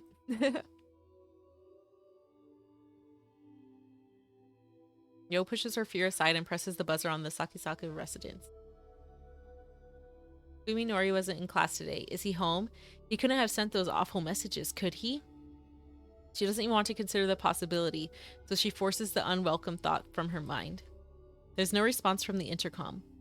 Yo doesn't know, of course, that Omi stood in the same spot 1 week ago, staring at the silent intercom with the same confusion that Yo is experiencing now. She, however, is not forced to wait as Omi was. The phone in her pocket rings, catching her off guard. It's another text message from Omi's phone. Come in. The door's open. Yo looks around quickly, a shiver running through her as she realizes that she's being watched. Searching fearfully for her observer, Yo spots movement out of the corner of her eye on the second floor of the Sakisaka house. A tightly drawn window curtain just fluttered. The person who sent the messages is inside the house. Only now does Yo realizes that every other window has its storm shutters closed. No matter what happens inside, no one will know. This time she nearly gives into the intense urge to flee. Run, bitch, run! But the terror she feels toward her invisible watcher is stronger, and will not permit her to turn her back upon the open window. She has nowhere to run. Yo bursts into tears, unable to take a single step. The phone on her rings again, demanding that she enter. She steps through the gate. Uh-oh. When she enters the house, an overwhelming stench assaults her nostrils. The house is dark, even though it's the middle of the day. Fuminori must be out, as his shoes are not in the vestibule. However, Yo catches the sight of a different pair stuffed behind the shoe cupboard. They look familiar, so she pulls them out of the shadows for a closer look. As soon as she recognizes them, her mind tries desperately to deny the reality. They are identical to Omi's favorite shoes. Yo has seen her wearing them many times before, but that doesn't mean Omi is here, she tells herself. They might belong to someone else. Someone who bought the same shoes from the same store. There's no way that Omi could be here. Is there?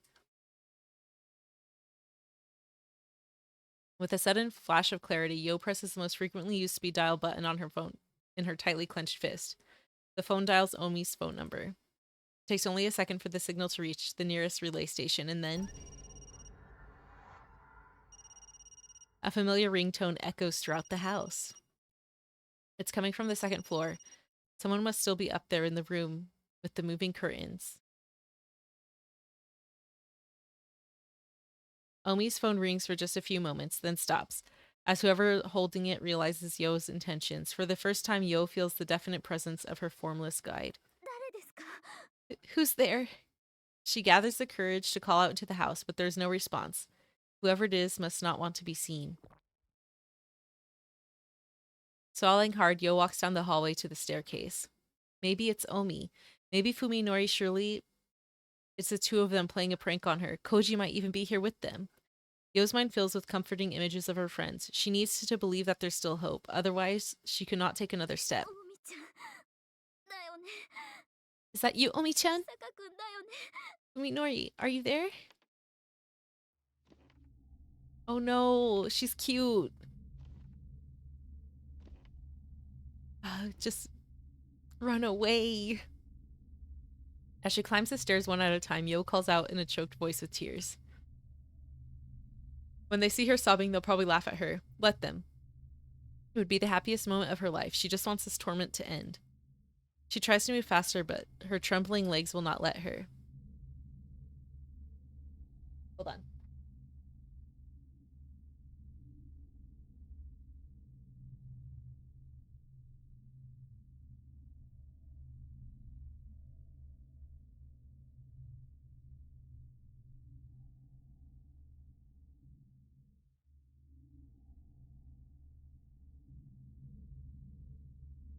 He prank got fucked up. I had to stop it, sorry. With each agonizing second that passes, she begs for release from this nightmare. After climbing for what seems an eternity, Yo finds herself standing in the second floor hallway. No sound greets her. There's only gloom, brimming with silent malice. おみちゃん。おみちゃん。 Omi, are you there? She shuffles forward, calling out in a weak voice. 出てきてよ。お願いだよ。こんなの。もう。やだよ。 Come out already, please. I can't take it anymore. The door in front of her is half open. It must lead to the room that overlooks the front gate. Yo watches helplessly from a corner as her body seemingly moves on its own volition, slowly opening the door. Ashton, you've just been punked.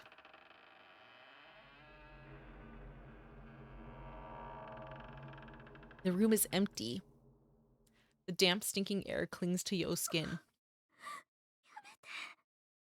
Please, stop this. She's at her limit, unable to take a single step more. Her spirit has been utterly crushed. Perhaps this is the moment her tormentor was waiting for. Oh! Oh, boobs! Uh-oh.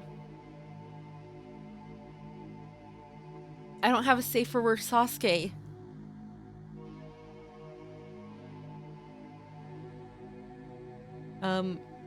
All I have is this. But that doesn't seem right.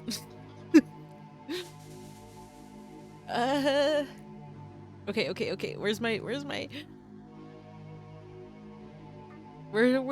my there I am.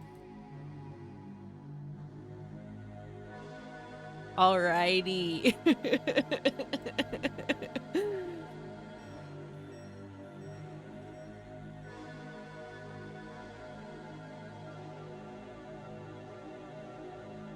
Something grabs Yo's arms from behind, something flexible and strong like slime-covered rubber.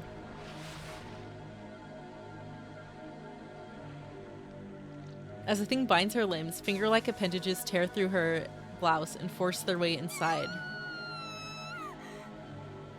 Yo screams at the top of her lungs, amazed that she still has the strength to do so. Responding to her distress, primal energy surges through her body as she flails wildly to free herself. Don't look at her, Anya. Booba is temporary and Yarmi is forever.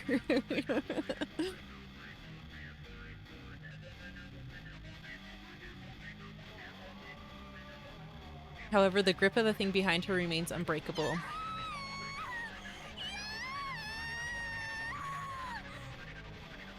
With the escape impossible, Yo can only scream louder as something cold and wet slips under her bra and wraps itself around her breasts. Her ears are filled with the sound of something slimy sliding over her skin. As loathsome assault continues, the unimaginable terror threatens to drive Yo utterly mad. Her throat is already raw from screaming, and now she can't even breathe as she struggles desperately against her attacker. Suddenly, the thing pulls away. Yo falls to the floor, unable to support herself. Unresponsive legs. The creature that grabbed her is still here, lurking in a dark corner of the room. She could feel it watching her, but can't bring herself to turn around. She knows that seeing it will likely destroy the last vestiges of her sanity. From close comes the beep of buttons being pressed. Yo hears a cheerful electronic sound terribly out of place in this room and sees the phone in her hand blink coldly. New text message has arrived. She is powerless to stop herself from reading the characters on the screen. You're pretty, and your breasts are so big and soft. I bet they're good for attracting males. And now she has her answer. The messages from Omi's phone were sent by the thing that just mauled her breast. God. Yo curls up into a tiny sobbing ball, unable to raise her voice, even move. Oh God, please save me. The creature makes a burbling sound. Yo somehow understands that it's laughing at her. That must be how you tempted Fuminori. You tried to steal him from me, didn't you, thief? Uh-oh. Something seizes Yo's ankles and travels slowly up her legs until it has covered her entire lower body.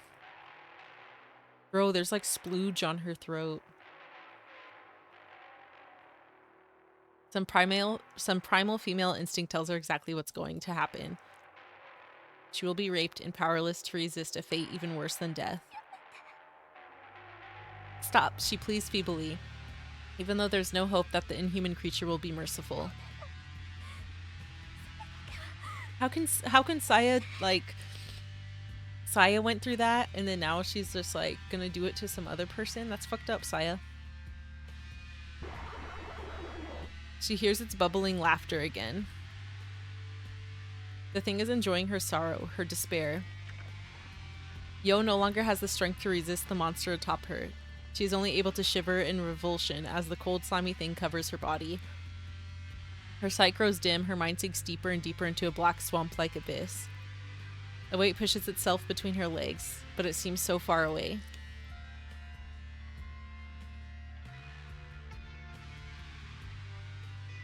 I won't kill you.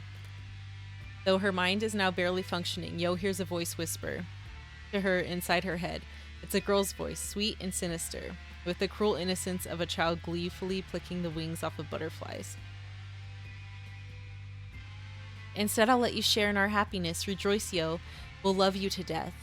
The soft voice is a stark contrast to the unyielding strength that drives irresistibly into Yo's core. The pain is sharp and savage, greater than anything she's felt before. It should be unbearable, but it's no longer enough. There's no longer enough left of Yo's mind to recognize it as pain. Oh. While she stares blankly at the thing slithering deeper and deeper into her body, an idle thought floats across her fading consciousness. I still never been kissed, have I? Oh, how sad. Oh shit, he drives a Honda.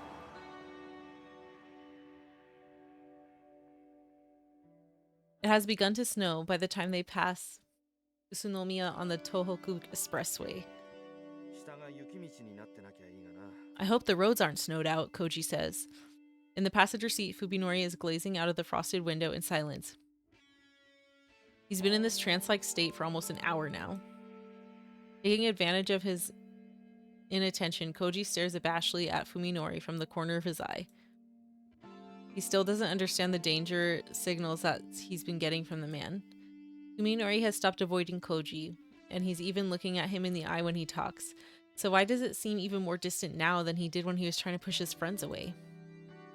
Fuminori's posture is noticeably relaxed, but his gaze never wavers, not even for a moment. It's as though he is focused on a clearly defined future that he has chosen to bring out, one that has no place for the needs or wants of others. Right now, Fuminori is complete. Koji could not help but feel beneath his bland exterior is a core of solid steel that no one can touch. オウミだけどな。 About Omi, Koji says suddenly, trying to gauge Fuminori's い reaction. なくなって今日で1週間になる。 It's been a week since she disappeared, and we still haven't heard from her. そう Oh, Fuminori replies curtly, still staring into the distance. 心配だね。どうしたんだろう。 That's not good. I wonder what happened to her. I imagine Fuminori seeing a flesh highway. Yeah, it'll probably look so gross.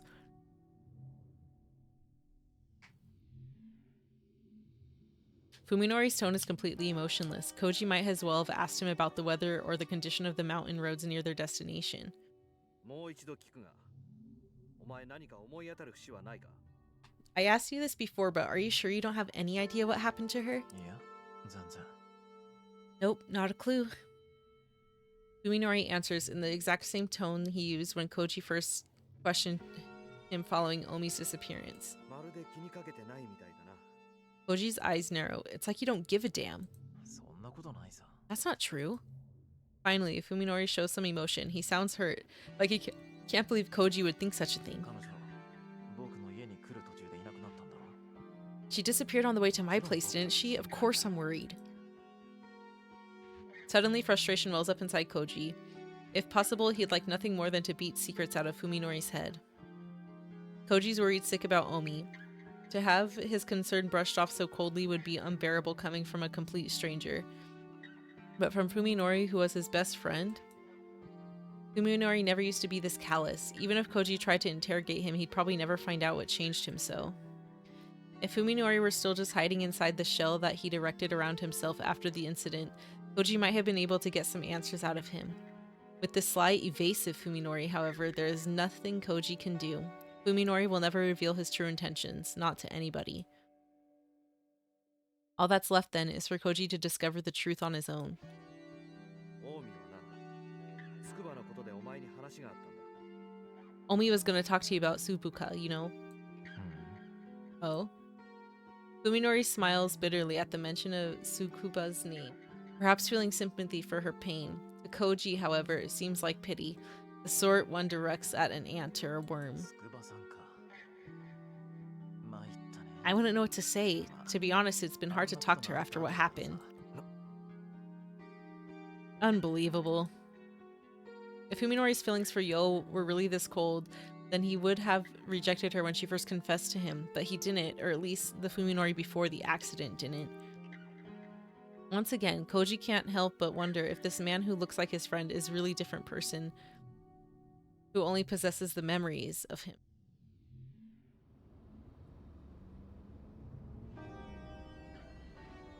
The snow has stopped falling when they get off the West Natsu Flats interchange. Oh shit, this area, blah blah blah blah blah. By this time, they turn off the highway and enter the mountains. Road conditions are already bad enough for Koji to regret to have forgotten tire chains. Nevertheless, he continues to power his car up the precarious slopes with only a road map to guide him. In places like this, an address isn't enough to pinpoint a location. His only choice is to drive down every road, including private roads that aren't even on the map, while searching for something that matches the photograph. 本当にこんな場所に別荘なんてあるのか？ Who would buy a home in a place like this? 人目につかないところだからこそ。 It's far from prying eyes. That must be why Dr. Ogai chose it. The more he hears about Ogai, the less Koji wants to meet him. Fuminori is the one who spots the narrow road half hidden in the trees. It's practically an animal trail, overgrown with weeds that are tall and strong enough to withstand the weight of the snow. 本当に Is this really a road? Koji stops the car and sticks his head out of the window to stare into the dark forest, but he can't see where the path leads through the tightly packed trees. 写真だとどう見える？ How does it look to you? Fuminori hands Koji the photo, which he compares to the mountain ridges visible beyond the trees. なるほどな。アングルは間違いない。 Yeah, it's definitely the right angle. 行ってみよう。 Let's check it out. Fuminori's tone is flat as always, but there is a quiet intensity to his voice that leaves no room for argument. Although Koji is worried that his car suspension won't be able to handle the terrain, there's no turning back now. He shifts into second gear and starts down the frozen road.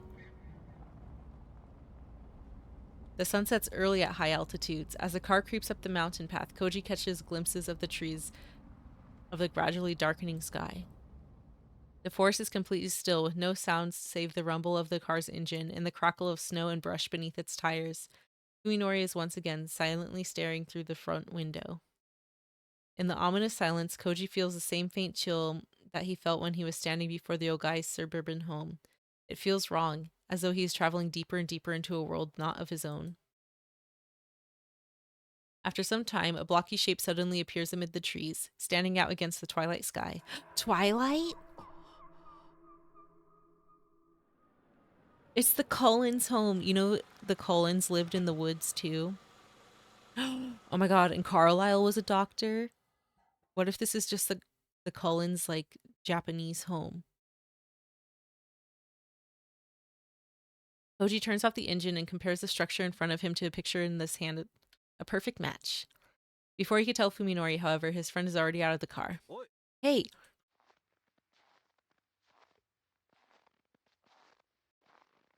Realizing that it's pointless to call out to him, Koji shakes his head and grabs a flashlight from the glove compartment and follows Fuminori across the snow-covered yard.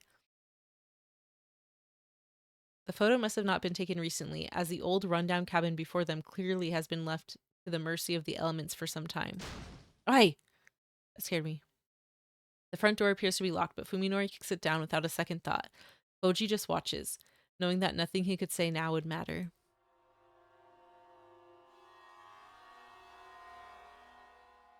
Ew, scary. All of the windows are shut with heavy curtains, and the gloom inside is thick and stifling.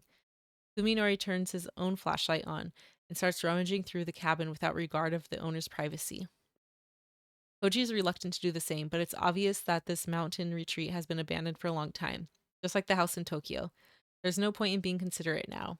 He goes to search a different room.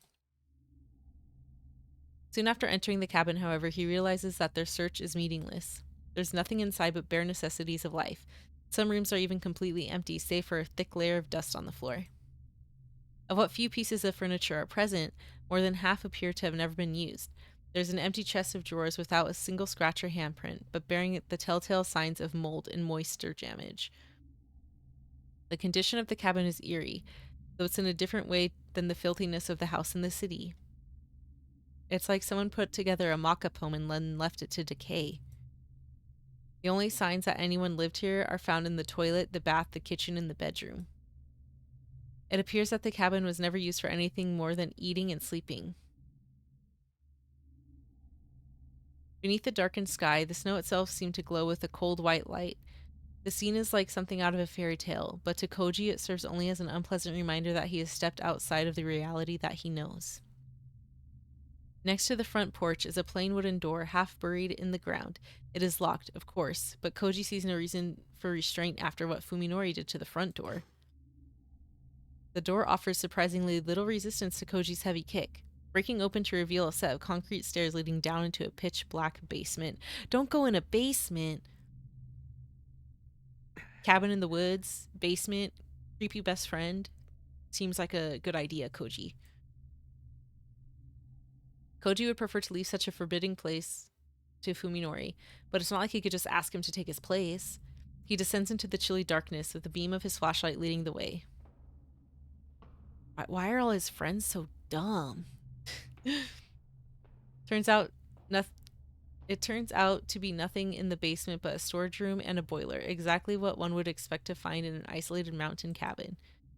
A few packages of preserved food sitting on the shelves have long been since past their expiration dates, and the broiler doesn't appear to be used in years. They're horror movie characters for real.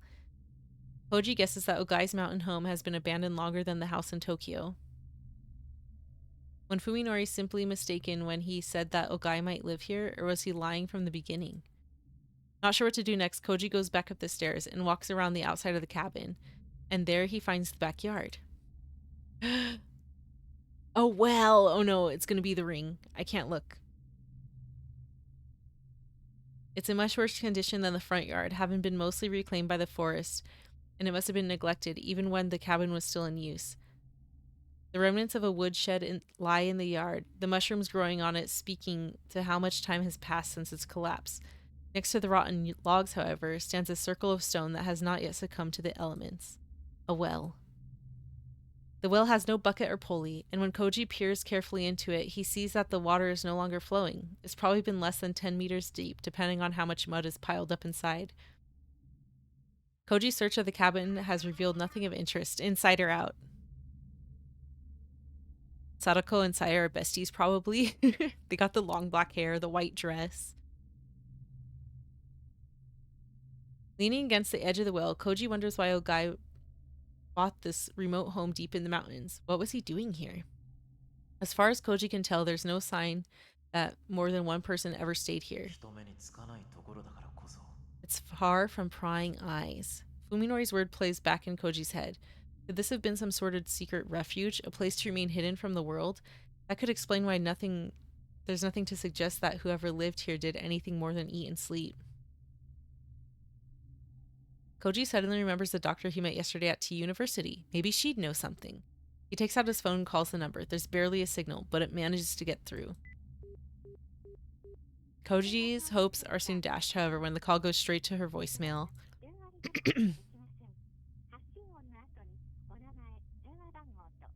He considers calling back later, but realizes that it would be hard to talk to her with Fuminori around. Fuminori would not at all be pleased to learn that Koji and Yo went to see his doctor. Koji decides that he'd better tell the doctor what he can while he's still alone. Hello. This is Tono Koji. Thank you for your help yesterday. Koji leaves a clear and concise message explaining that he went with Fuminori to Ogai's mountain retreat, giving the address and asking for confirmation that the property belongs to Ogai. I'll call again when I get back to Tokyo. Goodbye. After he hangs up, Koji thinks back to their visit in the hospital. Is Dr. Tombo actually investigating like she said she would? Her reluctance to speak of Dr. Ogai is weighing on his mind. He talked to Yo about it on the way home, but they were unable to decide whether the doctor could really be trusted. Speaking of which, how is Yo doing? Koji hasn't seen her today. He didn't say a word to her about this trip. She might be worried, especially soon after Omi's disappearance. Thinking to check up on her, Koji dials Yo's number, and is surprised when it rings longer than it usually does. Did she forget her phone somewhere? Just as he is about to give up, the call connects. The first thing Koji hears is a strange sound. It's not a signal of interference, but some kind of wet, distorted noise, like the voiceless groans or perhaps sobs of someone far away. No, that's exactly what they are. The person on the other side is crying. Tsukuba, is that you? Who's there?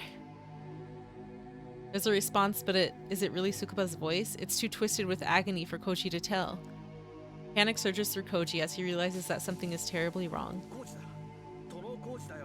It's Koji. Tono Koji. Is that you, Tsukuba? Where are you? After a short period of nothing but pain moans, words start coming through the speaker one by one, as though each takes an act of will. I was attacked by a monster and now there's something wrong with my body. Oh no, what did she do? What happened? Are you alright? Yo must be delirious because Koji can't understand the things she's saying. Her gasps and wheezes, however, are enough to tell him that she's in unimaginable pain. Oh, her skin's melting? Oh no! I'm rotting away. My skin is melting. My ear just came off? No! She's not making any sense. Koji feels despair to seize his heart in an iron grip. What is happening to Yo now, 100 kilometers away? Only her voice gives any hint to what she's going through. There's nothing he can do for her. Help me, Koji. This isn't how my fingers are supposed to look. Call the cops. Call for help. No, I can't let anyone see me like this.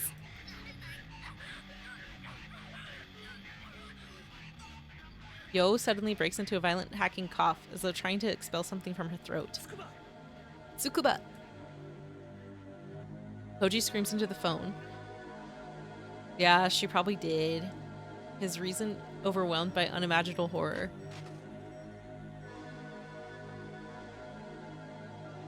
Which is why he's unable to react when the phone is suddenly knocked from his hand, and is also why he didn't notice Fuminori sneaking up on him until it was too late. But Fuminori seizes Koji's lower jaw with his right hand. Whoa, wait, how? Cutting off Koji's angry shout, Koji can hardly believe the strength of the smaller man's grip. His biggest mistake was leaning back against the well. There is nothing he could grab onto as Fuminori pushes him backward over the edge.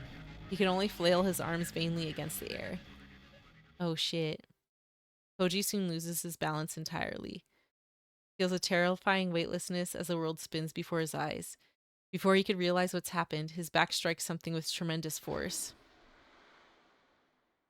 He thrashes wildly as cold, dirty water fills his mouth and freezes him to the core.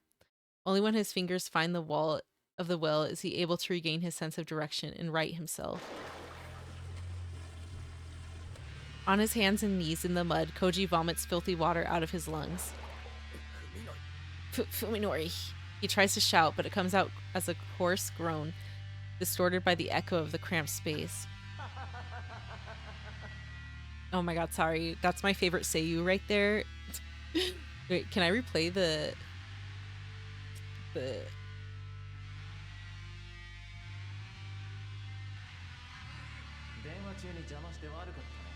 I want to replay that laugh. Sorry for interrupting your call, he says scornfully. Here, I'll return this. Fuminori tosses Koji's phone into the well. Koji catches it just before it hits him in the face, but finds the battery pack has been removed, rendering it useless. What the hell are you doing? This is no joke. It's a miracle that Koji is uninjured. He could have easily broken his neck. And just because he's not hurt doesn't mean he's safe. Koji feels around the inside of the well, searching for something to hold on to, but the mud-covered stone offers no purchase. It is obvious that he won't be able to get out without help. Too bad the fall didn't kill you. Now you have to freeze to death. You really have no luck, Koji. You can't be serious, Koji starts to say, but trails off as the pieces finally come together in his head. Today's sudden change in Fuminori's attitude. The smile that has always seemed somehow malevolent. Fuminori hadn't been smiling at Koji, but at the thought of his friend's death. Why? He can't wrap his head around this turn of events. Why would Fuminori try to kill him? True, Fuminori had wanted Koji to stay out of his business, but was that really a motive for murder?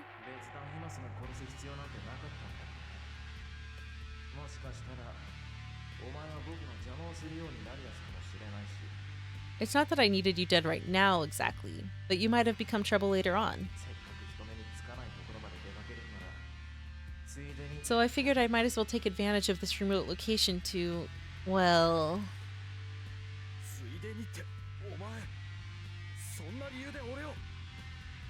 Might as well? You're doing this on a whim?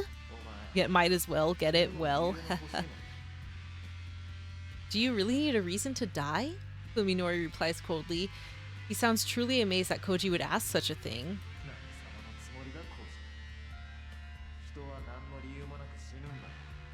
Oh shit, sorry. What makes you so special, Koji? People die for no reason at all. My parents did, and I almost followed them. You're crazy.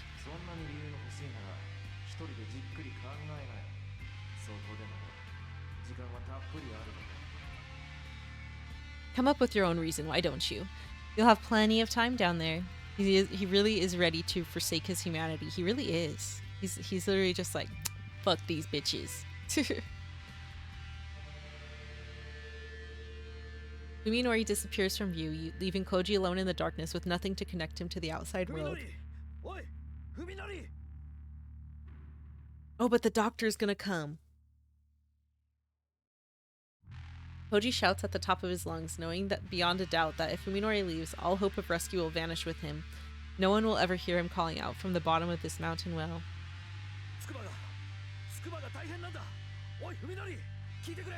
It's Tsukuba, she's in trouble. Hey Fuminori, listen, get me out of here.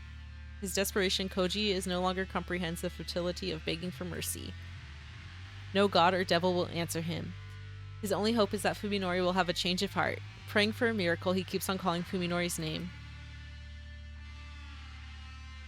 Eventually, the sky grows as dark as the bottom of the well. Koji can no longer make out the edge of the opening, and he has long since lost track of how many hours he's been screaming. Nevertheless, he continues to scream, for he knows that the despair silence brings will kill him. Bro, the reverb in that well is probably crazy. Why doesn't he just have a little karaoke sesh? I feel great. The same feeling you get when the last piece of a difficult puzzle slides. Ooh, that is really nice. I've killed a man and no one will ever know. A little karaoke session, yeah, before. Wake me up before you go. Don't leave me hanging on like a yo-yo. Is there any songs about wells?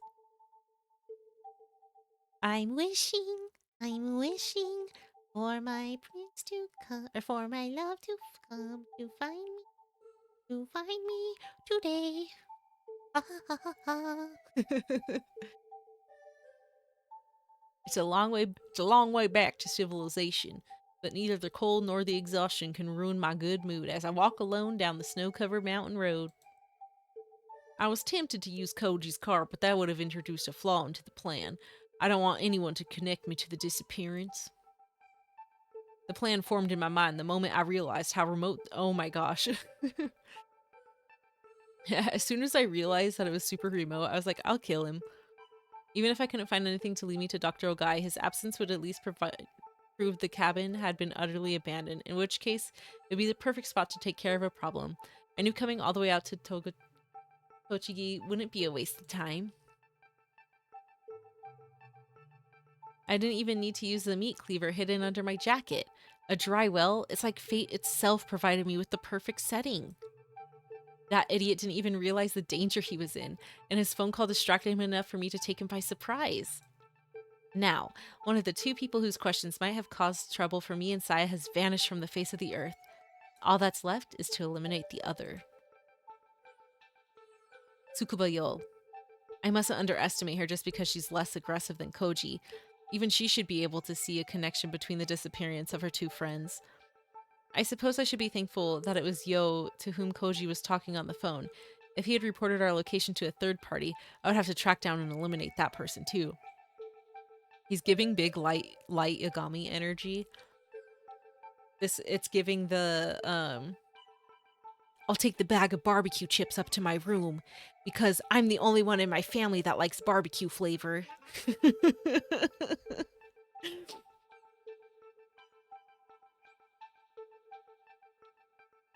I'm a little worried about what they were discussing, judging by how Koji was screaming into the phone. They probably weren't exchanging detailed information. Either way, I bet I'll get rid of Yo as soon as possible. After walking all night long, I finally reached Natsu Flats Station, just as the train starts running. All night long, all night. It only takes an hour to get back to Tokyo on the limited express. It's not enough time to rest, but I'm too wound up for that matter. Besides, I don't want to waste any time thinking up a way to kill Yo. Using the cabin again would be too dangerous, and I'm not sure how I'd get her out there in the first place.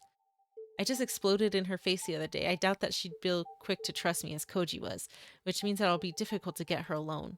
I could ask Saya for her opinion, but even I have some pride. I want to show her that I'm a man who could take care of business. But unfortunately, I'm unable to come up with anything before I get home. I suppose that I should just be proud of having dealt with Koji, the immediate threat. The search of Dr. Ogai's cabin was a bust.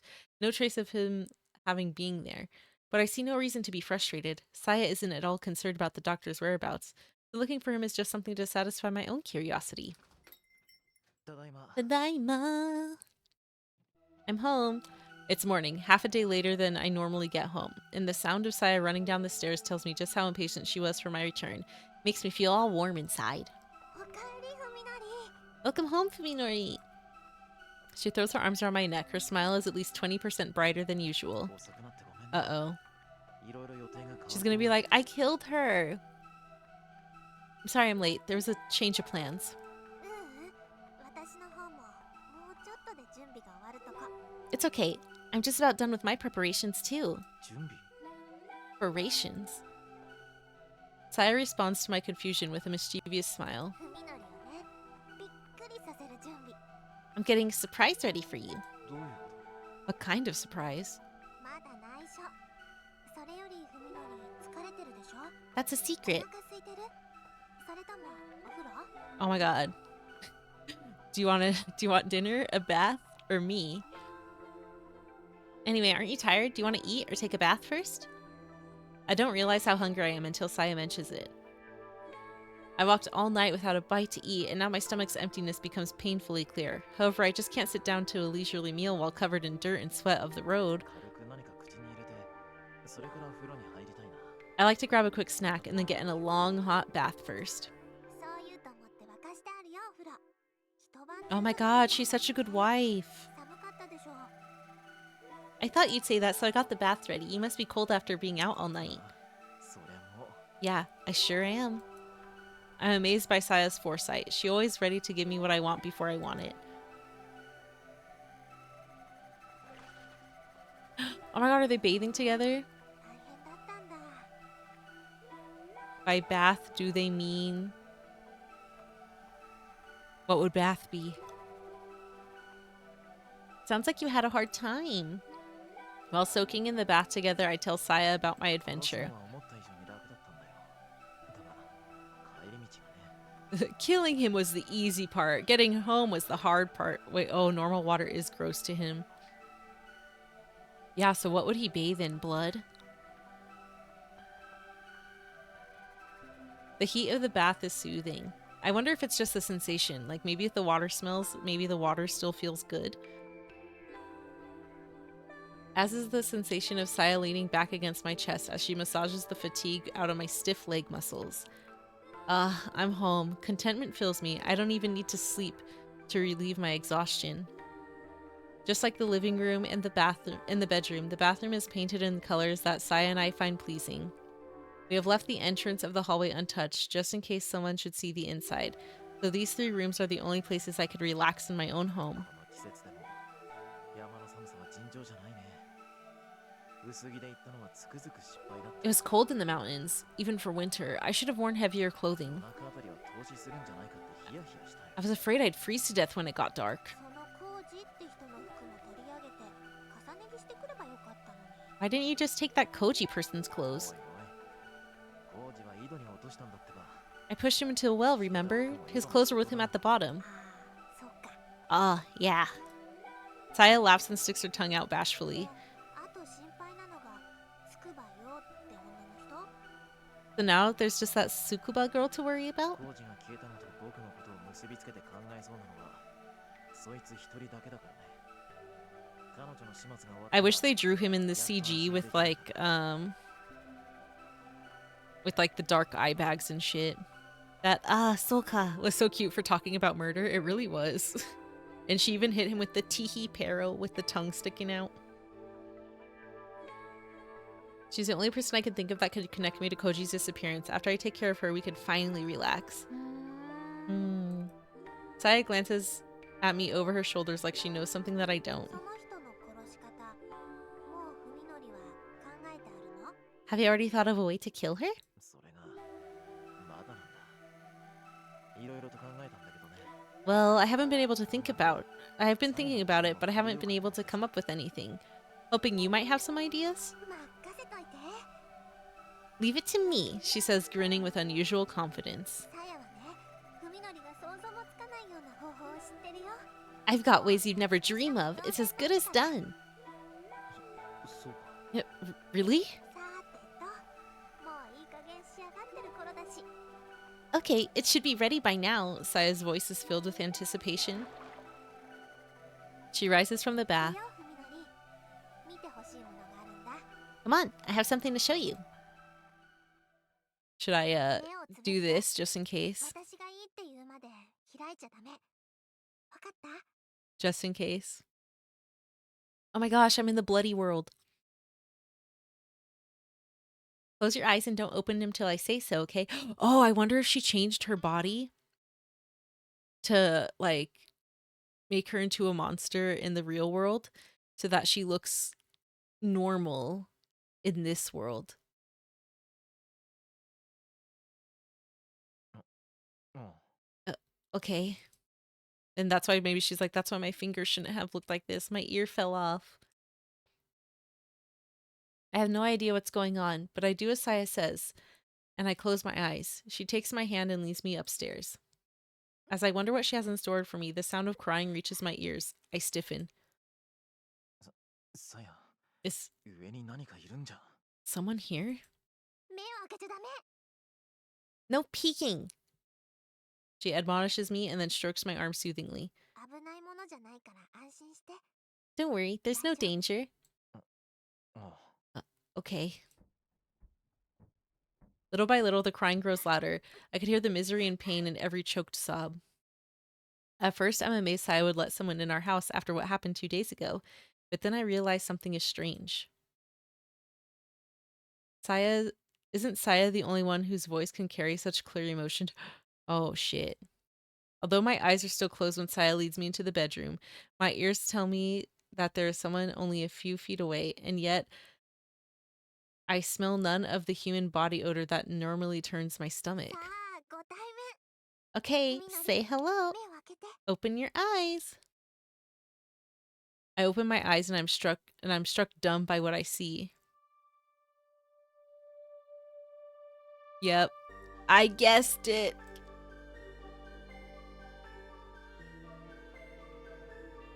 Tsukuba Yo curled up on the floor with not a scrap of clothing to cover her shivering body.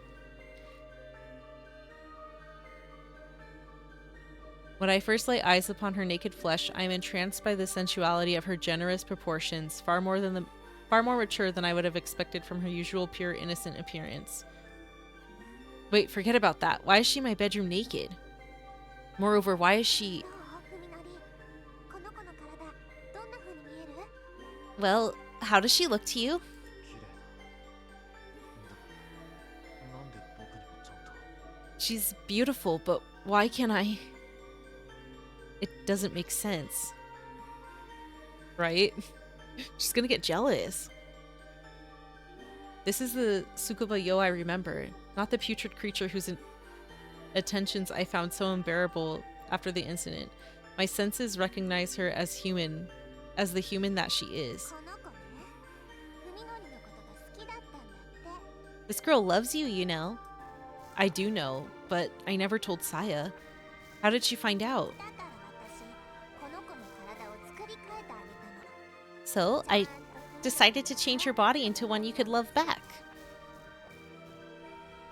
Saya pauses to gauge my reaction, then continues with a satisfied nod. 私の同類にしてあげたの。 I made her like me. どうしてどうやって。 What? How? I still don't understand why Saya chose Yo, but this last statement is even more baffling. She changed Yo? ねえ、ふみのり。おとといも言ったでしょ？私には他の生き物の体に細工ができるんだって。 Don't you remember what I said the other day? I can mold the bodies of other living things. Yes, I remember. She claimed to have done something to Suzumi's brain.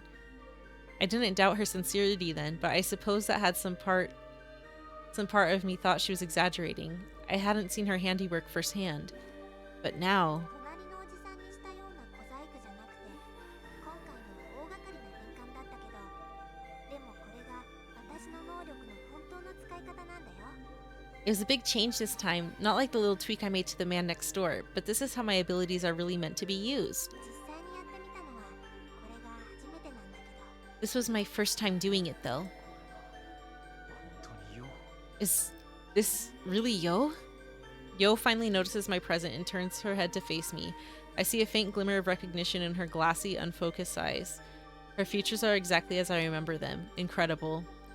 This is far beyond cosmetic surgery. Once a twisted creature unrecognizable as human, Yo is now the very image of human femininity.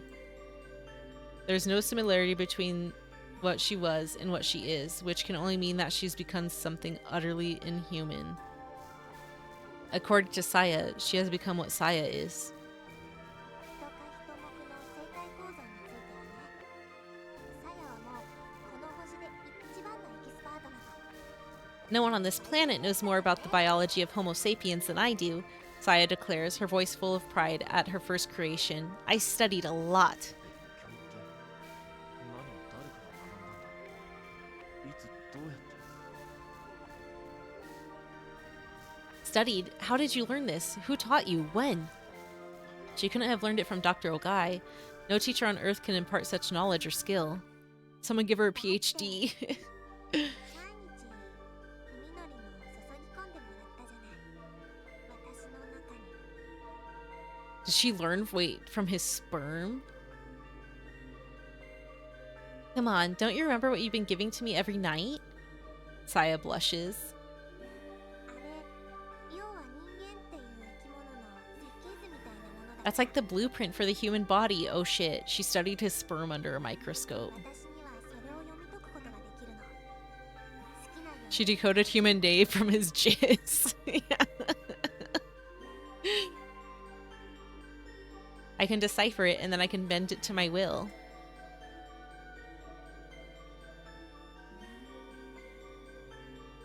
What is she really? I've accepted that she isn't human, but there's more to her than that. Saya is something that far transcends my species. でもね、やっぱり最初だったもんだから手際よくできなくって。 It was my first time though, so I might have messed up a little. When Saya approaches, Yo trembles and tries to crawl away, but is only able to flail her arms and legs wildly. It's like she doesn't know how to move her own body. And the only sounds coming out of her mouth are frightened moans. 喋れない She can't talk? あいにく心の方は壊れちゃったみたい。 Yeah. Saya says in mild disappointment, I guess the change broke her mind. なんだかんだで変身が終わるまで20時間もかかっちゃったからちょっとかわいそうなことしちゃったかな。 I mean, it did take a whole 20 hours. She must have suffered a lot. I feel kind of bad.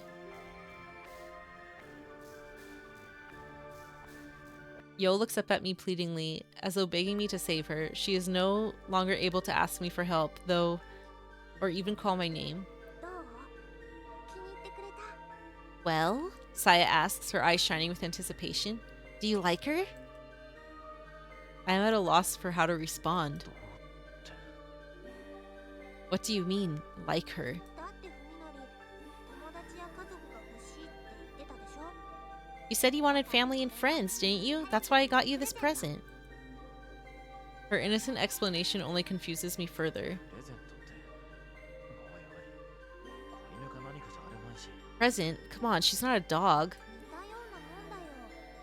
どうせ Oh my 頭 god. の中が真っ白なんだから。 There's not much difference. Her head is totally empty.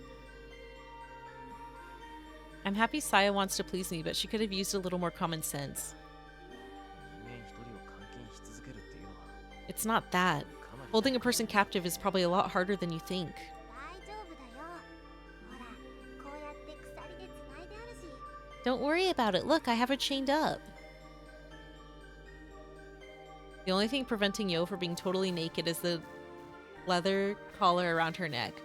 I have no idea where Saya got it, but it's the kind of dog collar that would be sold in any pet store. The chrome chain is fastened to one of the bedposts. Gio, welcome, Yahoo! Yo tries to get away again, but Saya sends her sprawling with a tug of the chain. Yo tumbles onto the floor, squealing in pain.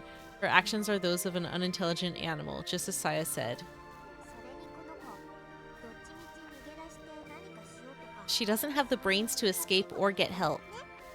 そ See? れでも Nothing for you to worry 大丈 about. 夫なんてないでしょ？ Saya has a point. I was racking my brain for a plan to kill Yo, but now my problem has been solved in a way I never could have imagined. If a normal person looks upon her now, they'll probably see no trace of old Yo. And if she has no memories and can't even speak, then it's perfect. Saya has killed Yo without taking her life. Though there's still a problem of what she means by giving Yo to me. 嬉しくない？ You're not happy? Saya asked dejectedly, her confidence suddenly gone.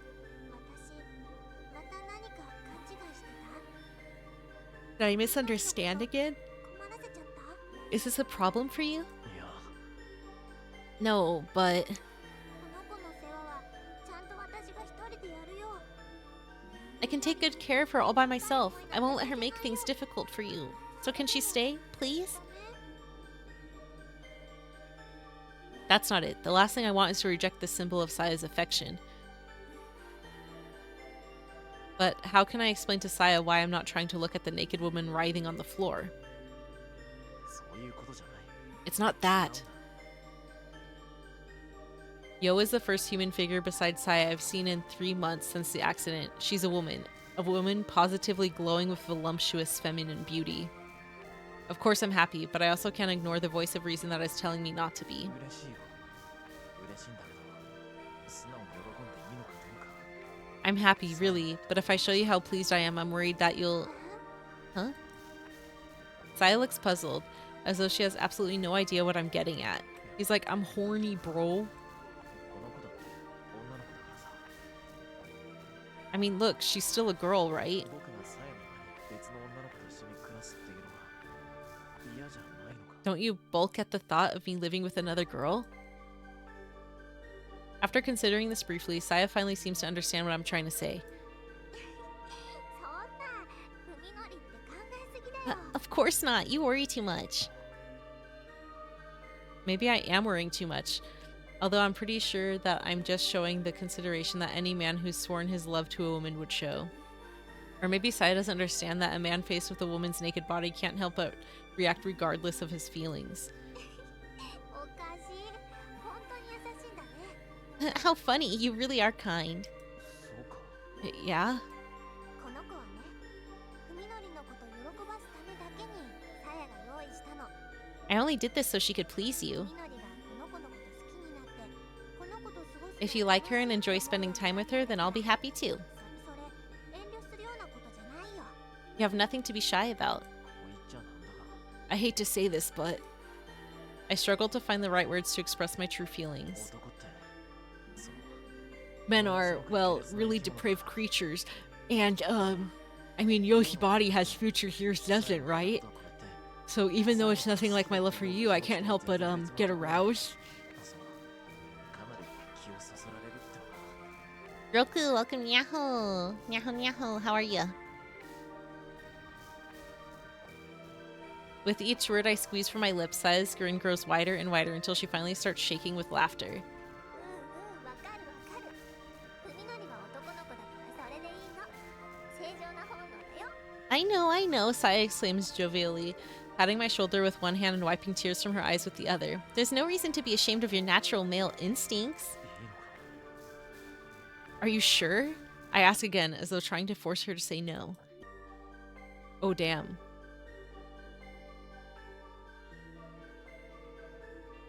Saya answers me with a smile whose like I've never seen before. It's so calm, so terribly calm, and there is something bewitching about the soft set of her lips that sets apart from her usual bright, childish expression. Fuminori, I'm horny. Saya, I know. 海のりとさやは恋人同士。で、つくばようはそんな二人のペット。 Use least realistic grammar and dialogue. I think it's just translation. Especially too, this game is older. And localization has gotten, I think, better over the years. You and I are lovers, and Tsukuba Yo is our pet. この子は私と海のりに可愛がられるために、そのことを She will be reminded of that when we play with her every day from now on. ずーっとね。 I finally know why Saya chose Yo, for the venom in her voice and smile does not escape me. Although I know she can no longer answer, if asked, Yo would surely have chosen death over this fate, and that is the very reason Saya visited upon her. How wicked and terrible Saya is. Perhaps others would fear and loathe her. I, however, find her malevolence irresistibly charming. I could fix her. The horrifying cruelty of what she has done to Yo is so very human. Though her shape may be different, her soul is the same as ours. When I look upon Yo's wretched form, I see the intensity of passion of Saya's love for me, for the flames that have consumed Yo are fueled by that very love. So what's this game about? There's nothing to fix. She's perfect. So we're playing as a character whose parents died in a car accident, and he almost did, but then he got this brain surgery that made his entire world look like disgusting, rotting flesh, and all of his senses are horrible, and Saya is the only person that he sees as quote-unquote human. And then we murder our friends, we eat our friends, our neighbor goes crazy, and then we eat our neighbor and his wife and his kid, and then we kill our best friend by throwing him down a well. And then now one of these friends got transformed into something really disgusting, so now she looks human to him, and now it appears that she is going to be their slave in the boudoir. Yeah. That's what this game's about. Cannibalism and lots of horrible stuff. I find myself enthusiastically accepting Saya's present. Do you like this pet too? Oh my gosh. Yeah, she's very pretty and feels good to touch. Oh my, Saya's bi confirmed. So you'll enjoy playing with her too, right? I don't have to hold back, do I? Of course I will. Grinning happily, Saya grabs the chain and pulls Yo to her feet.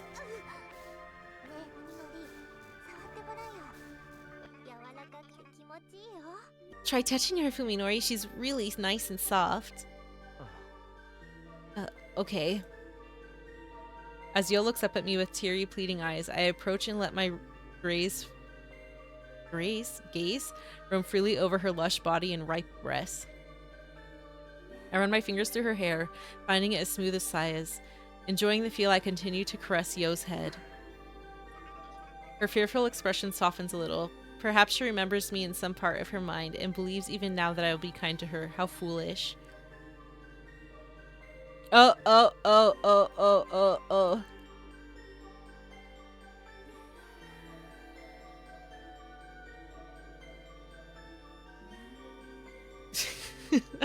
Sorry, this line is making me laugh. I stop stroking her hair and calmly seize both of her breasts. That's a way to describe it.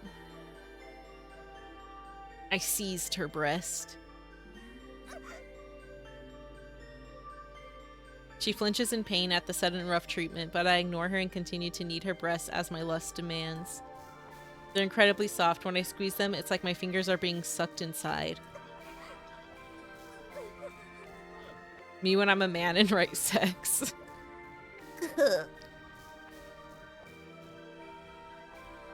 Uh-oh. The tears in Yo's eyes cause a new sadistic desire to well up within me.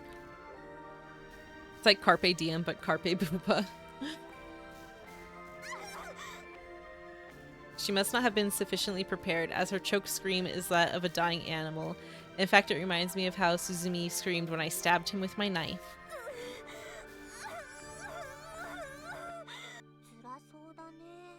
Looks painful, Saya says, peering curiously at Yo's teary, streaked face. Is she pleasing you?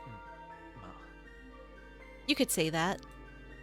The hypnotic quivering of her thighs as she trembles beneath me, her breasts heaving like storm-tossed ships. These sights and sensations are enough to stimulate my basis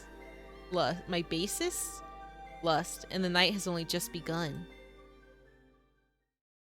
Later, as I lie on my bed, drained of energy and calm, I consider what my life will be like from now on.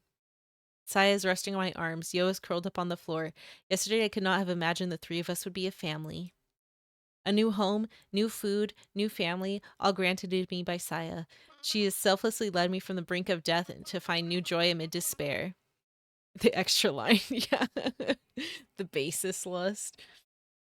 Yeah, drained of energy and cum. That's what it truly means. Food, family, pet. And I too have changed.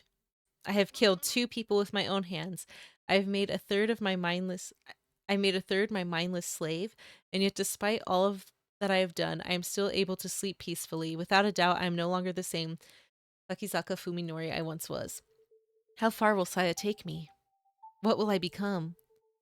I feel somewhat unsure, though not discouraged about the unknown world in which we are heading to, so while playing with Saya's hair, I ask, 君は一体何者なんだい？ Saya, what are you? I don't expect an answer. If Saya is asleep or doesn't want to respond, I won't mind. Saya lifts her head, however, and draws my gaze deep into the pools of her eyes. うまく言葉では説明しに It's くいんだけどね。 kind of hard to explain. She's like, I'm a cosmic deity. She thinks for a while, searching for the right words, then simply says, タンポポって花があるよね。種を風に乗せて飛ばすやつ。 You know the dandelion flower? The one that scatters its seeds on the wind? Yeah. 綿毛の種は風に運ばれてふるさとから遠く遠く離れて、 The wind carries those fluffy seeds far, far from where they were も born. しかしたら草木なんか一本も生えてない砂漠に落ちちゃうかもしれない。 What if one of them ends up in a desert where not even a single blade of grass is growing? そんな時、たった一粒のその種が何を思うか、 If you can imagine how that lone seed would feel, それを想像してくれれば分かってもらえるかもしれない。 then you might be able to understand me. As I consider Saya's answer, she continues her story. 種はもちろん草の種だからね。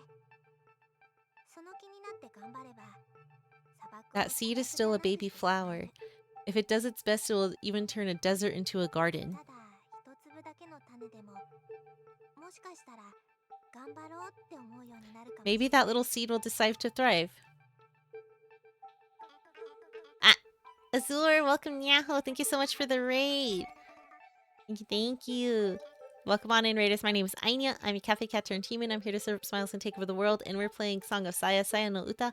And, yeah, trigger warning. This game is, gore and, lots of non-consensual stuff. It's a little bit cray. So, yeah, this is my first time playing it, so I don't really know anything about it. But it's been a fun ride. It's been I like how guessable the plot is, but also just how wild it is. So yeah, what were you up to, Azur? And thanks for sending it over. It's been like a good 12 or so years for this game. I only ever found out about it like last year. Playing the Madoka gacha, nice. 頑張って育って増えて、いつかこの土地が一面のタンポポ Oh, 畑 does she にな want る to? まで She wants to like turn the whole entire world そう into 思う her. かもしれない。 I see. Maybe the little seed will decide to thrive. Maybe it will decide to grow up and multiply so the whole desert into a field of dandelions. She wants to like make the entirety of the human race like her. そんな風にタンポポの種が What do you think 心を can 決 give め it the てきたら strength to do so? それは What? I whisper entranced. Saya smiles softly and caresses my cheek. それはね、その砂漠にたった一人だけでも花を愛してくれる人がいるって知った時、 All it needs is to be loved by one person in the whole タ desert. ンポポの花は綺麗だねって All it needs is to be told how pretty dandelions are. Loving the touch of her slender fingers fills me with peace and joy. あなたのこと大好き。 I love you. I pull her into my chest, nodding silently. とそばにいて、いつまでも私の隣に。Stay with me forever. Never leave my side. I'm ready to accept Saya as my overlord. ああ、も I ちろん。 I promise. Sorry to raid and run. No, no worries. Sleep well, sweet dreams. It's kind of late, so gonna lurk and have you on in the background. Sweet. Thank you for raid and sending your community over here. Appreciate it. Basking in the soft warmth of our love for each other, we sink into the oblivion of sleep. Oh, you just gotta be horizontal. I want to be horizontal. Oh my god, it's the guy in the well. Oh, I have to pee again. Well, I'm gonna go pee really quick. BRB!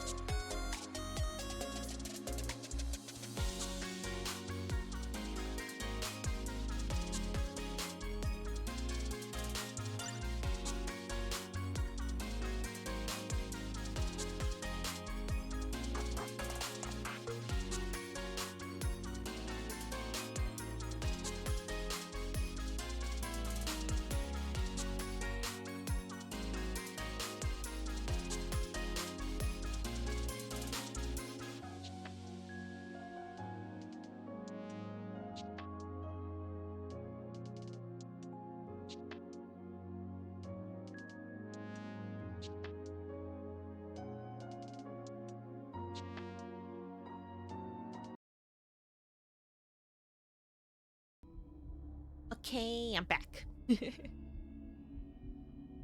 I pissed, girl. He has been buried alive. Welcome back, thank you. His world is the silence and cold of the grave. Ever since his voice gave out and he lost the strength to scream, no coherent thought has passed through Koji's mind. Perhaps this is his brain's way of protecting him from despair. Shall I give you despair? Instead, he dreams. Images flash before his eyes, random unconnected scenes from his 20 years of life. Not all are of happy times. There are sad, painful memories as well. But even these are pleasantly warm compared to the death that is now encroaching upon him. He dreams of mountain. His older brother once took him hunting for insects when he was a child. They sealed their caught butterflies in a plastic... Yeah, why would you do that, dummies? Only later to find himself holding a bag of tiny corpses. He dreams of his lover. They met at a mixer, where he'd been only one to realize that she couldn't hold her liquor. After she had had too much to drink, he looked after her while she vomited in the back alley. They toasted each other with canned juice, and then... Welcome back, thank you! His dreams is that he's diving into a black sea. When he reaches the bottom, he looks up to see the moon shining through the surface of water. He gazes upon the circle of light, entranced by its roundness and brilliance. The distant rumbling of an engine reaches his ears. Something still conscious within him tells him that his dream is wrong. He's getting saved! Have I gone diving at night before? The dots begin to connect in his mind, forming a barrier to separate his dreams from reality. What is bothering him? Of course, the sound! The engine noise gradually fades into a low idling, then abruptly gives way to silence, followed by the sound of a door opening and closing. This isn't a dream. These sounds are real. Help! Understanding comes like a sudden blow. This isn't the bottom of a sea. The circle of light isn't the moon. This is the mouth of the well. The sun has already risen, and someone is right outside with a car. The last piece falls into place, and he becomes Tono Koji once more. Help! Koji shouts, surprised by how easily his voice emerges. His desperation blocks out the pain of his raw throat. I'm down here in the well. Help me.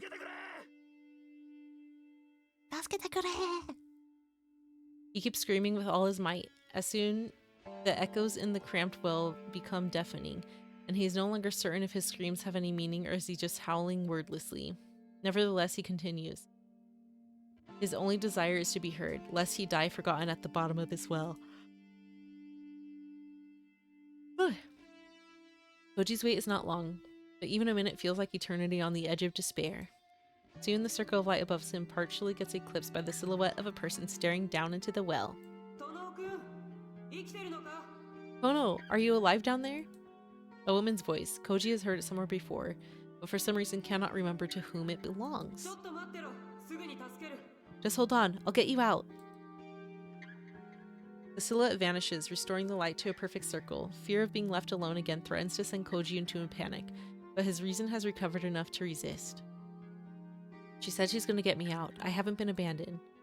While waiting, he gingerly tests his body, for which he had forgotten all about until now. His joints ache, his fingers and toes are numb. Though exhausted, he's still in one piece. After some time, the silhouette reappears atop the well. Are you hurt? Can you climb up a rope on your own? No, I don't think so. Koji lacks the confidence to attempt such a feat. His frozen fingers can barely move. Huh. Oh well, I'm coming down. After a brief pause, the owner of the voice tosses a knotted climbing rope into the well. You're gonna call it a night yourself? No worries, sleep well, sweet dreams second. See you next time. Have a good stream, thank you.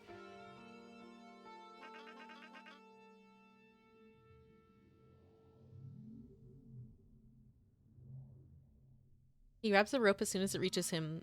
The rough threads bite into his palm, and relief overwhelms him at the sensation. This is really happening. He's really safe. Now that he is free from despair, questions leap from the forefront of his mind. First among them, who is his savior? The rope shakes as a woman climbs carefully down, the beam of light flooding slung over her shoulder, pushing back the shadowy cast by her body. Soon she is standing in the same mud as Koji, and he finds himself face to face with... Doctor? Oh my god, my wife. Were you expecting someone else? Koji indeed had not imagined that his savior would turn out to be Dr. Tambo Roko.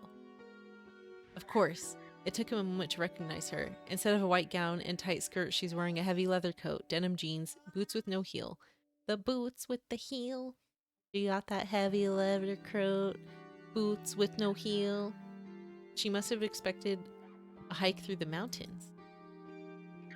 Her light is a blocky all-purpose type featuring side-mounted fluorescent runners in addition to the main floodlight, survival gear, and a professional grade by the look of it. With no heel. You look awful, Dr. Tambo says wearily as she gives Koji once over. Here, drink this. She pulls out a flask of her pocket and hands it to him. Go slow. Take small sips. It should help a little. Thank you. She walks around with the flask. Wait, she walks around with a flask? Maybe Koji's just old-fashioned, but it doesn't seem appropriate for a young woman and a doctor at that. Nevertheless, he unscrews the cap and takes a swig and struggles to keep from coughing. The potent liquid sears his tongue. What is this? Spiritus vodka. It's good for disinfecting wounds in a pinch, and it also does a fine job of setting things on fire. Her tone is quite straightforward and quite serious. Koji can only gape at the doctor. The dark smile on her face is doing little to ease the confusion. Is this really Dr. Tambo? There's no trace of the bookish, mild-mannered woman Koji met at the hospital. Her expression is now set in a hard mask, and her eyes are sharp and wary. In the darkness of the bottom of the well, is it possible, however, unlikely, that the change of her features is due to the ominous shadows cast by her lamp? Not so easy, however, to explain the change in her demeanor. It's one step below cleaning alcohol. Wait, is it an actual vodka? I've never heard of it. Spiritus? Okay, I'm gonna Google it. Spiritus vodka.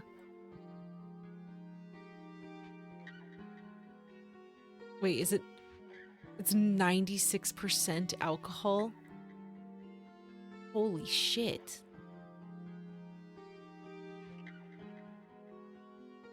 That's insane.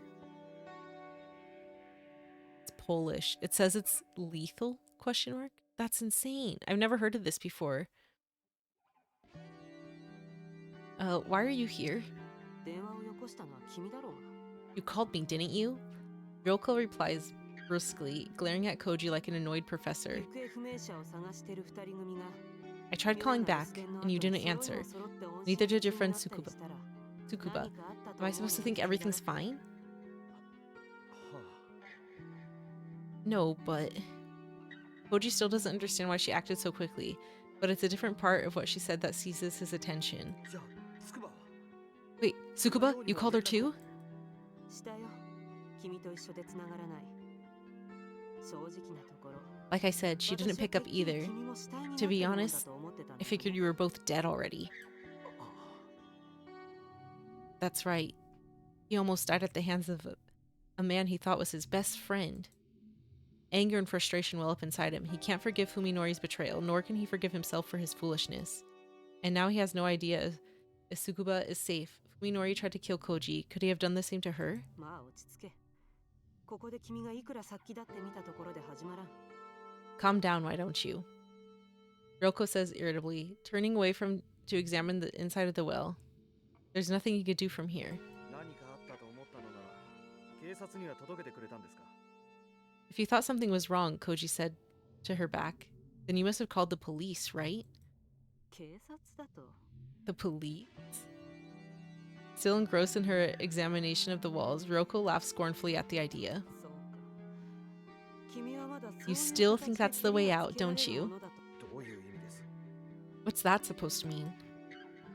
Annoyed by her condescending attitude, Koji is about to demand answers when she cuts him off with a gesture and shines her light at the corner of the well. トノ君、こいつには気づかなかったのか。 You didn't notice this? は Huh?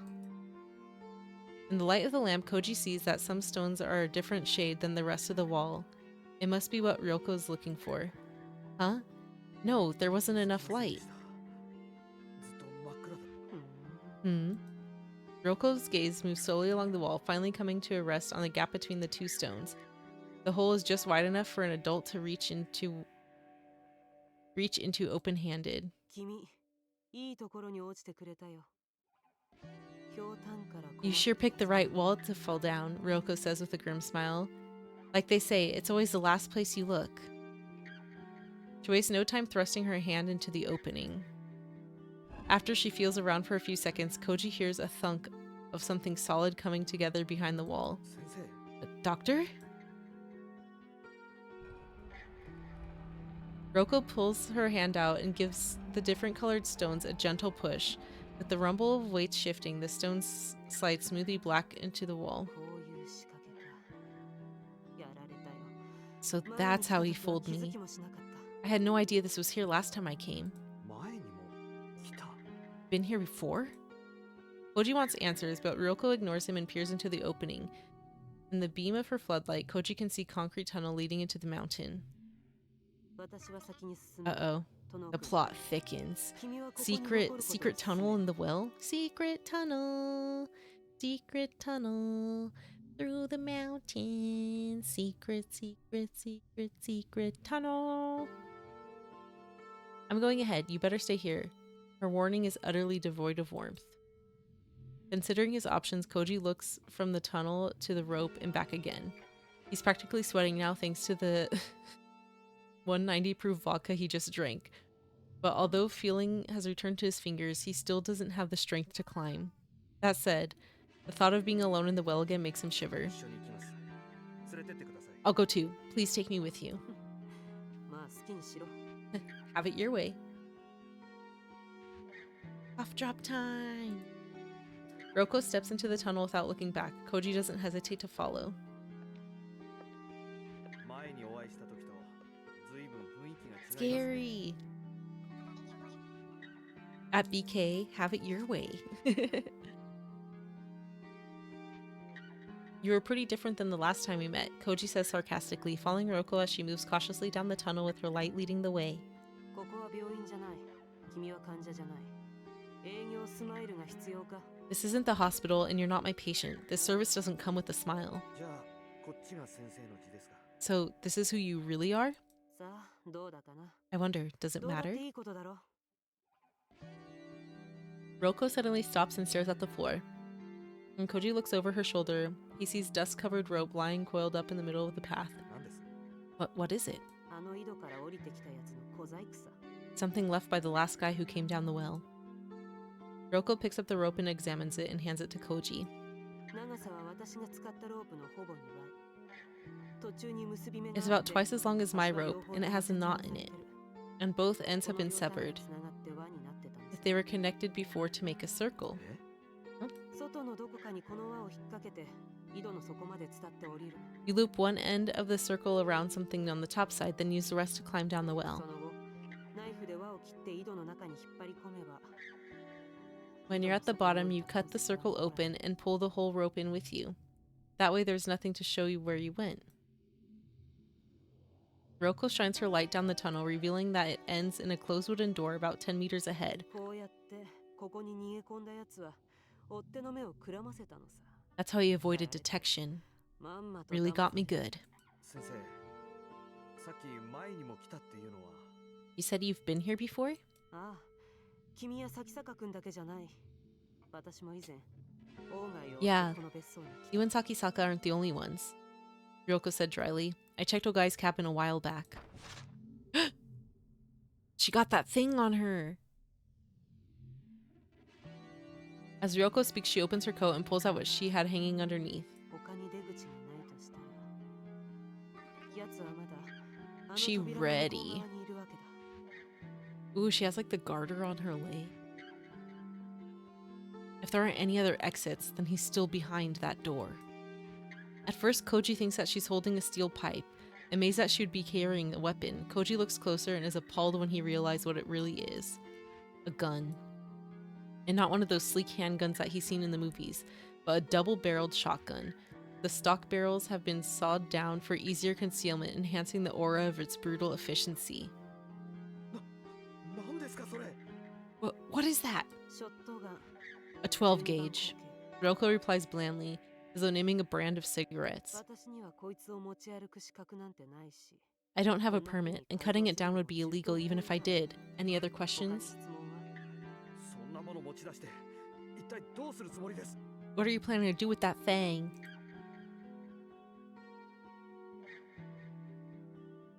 Ryoko looks over her shoulder and gives Koji the most chilling smile yet.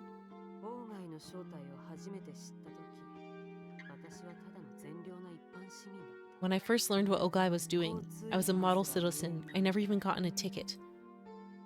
The woman whom Koji believed was just a normal doctor waves her sawed-off shotgun menacingly as she continues, her tone sharp and bitter. あの時にこいつがあったなら、私は多分王外をきっちり If I had this 殺してい back た。 then, I could have killed Ogai before he got away. そうなってれば、 Maybe then none of も this しか would し have たら君 happened. たちが I こ feel んな bad 災害 about that, に巻き込 really. まれること。 Koji listens in silence, helpless to do anything but watch as his understanding moves farther and farther out of his grasp. だからこれから私がやることは一切合切。君とその友達が足を突っ込んでる泥沼のありさまを終わらせてやるための手続きだ。 In other words, everything I do from here on out is to clean up this mess that you and your friends have stepped in. その辺をよく理解して Remember that, and don't ask any unnecessary questions. Got it? Koji can only nod weakly in response.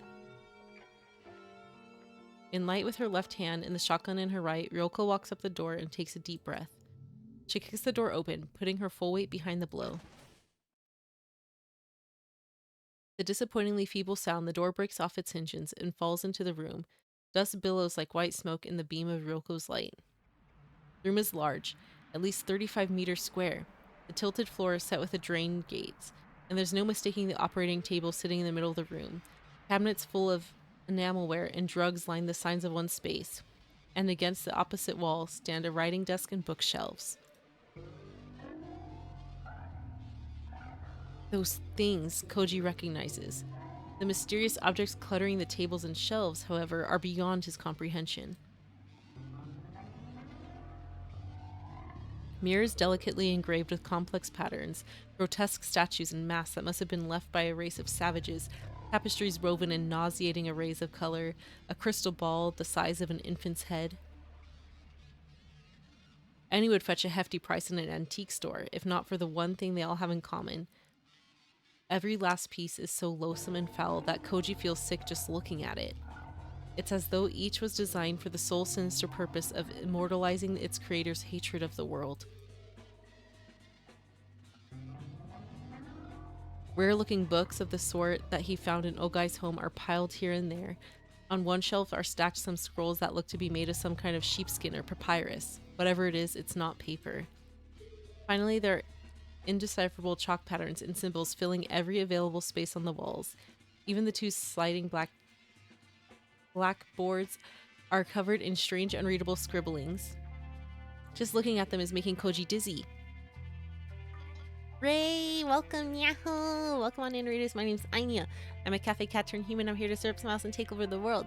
And today we're playing Saya no Uta, Saya's Song of Saya. It's a visual novel that's kind of gory, grotesque. I believe we're getting toward the end. But thank you so much for the raid. Welcome on in. Hope you're well. Yeah, I'm doing good. I'm doing good. How are you doing? Were you playing Guilty Gear? No problem, no problem. Yeah, my glizzy dizzy homie. Did you get some glizzy dizzies? Doing good? Yay! Good to hear, good to hear.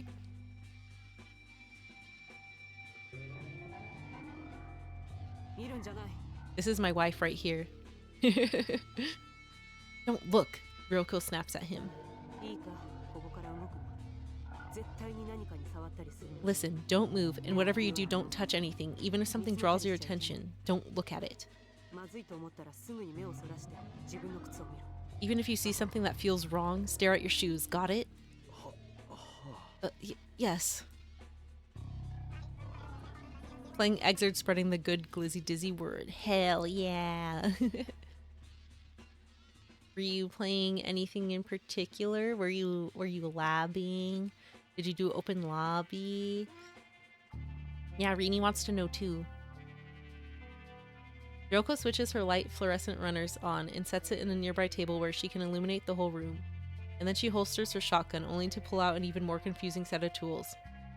A digital camera and a can of spray paint. She gives the can in her left hand a good shake and switches the camera in her right hand on, and steps up to the blackboard while looking at the camera's side mountain screen. After recording one set of symbols, she covers it with a thick layer of paint and then moves on to the next. Had an open lobby for a bit and then labbed something and played a set. Nice! Doctor?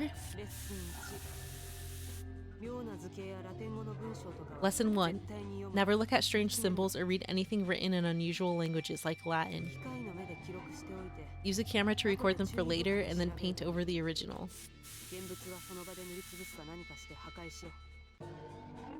Now that she mentions it, Koji realizes that she's only looking at the screen of her camera, even then only in short glimpses, and never directly at any of the drawings. She's speaking facts, yeah, she's just like, okay, so this doctor dude, I was correct then. He probably summoned Saya. Saya's like a demon or something. He understands what she's saying, but it still doesn't make any sense. Why do you have to... Now that you've come this far, you better shut up and listen for your own good. Things like crystal balls and mirrors are dangerous.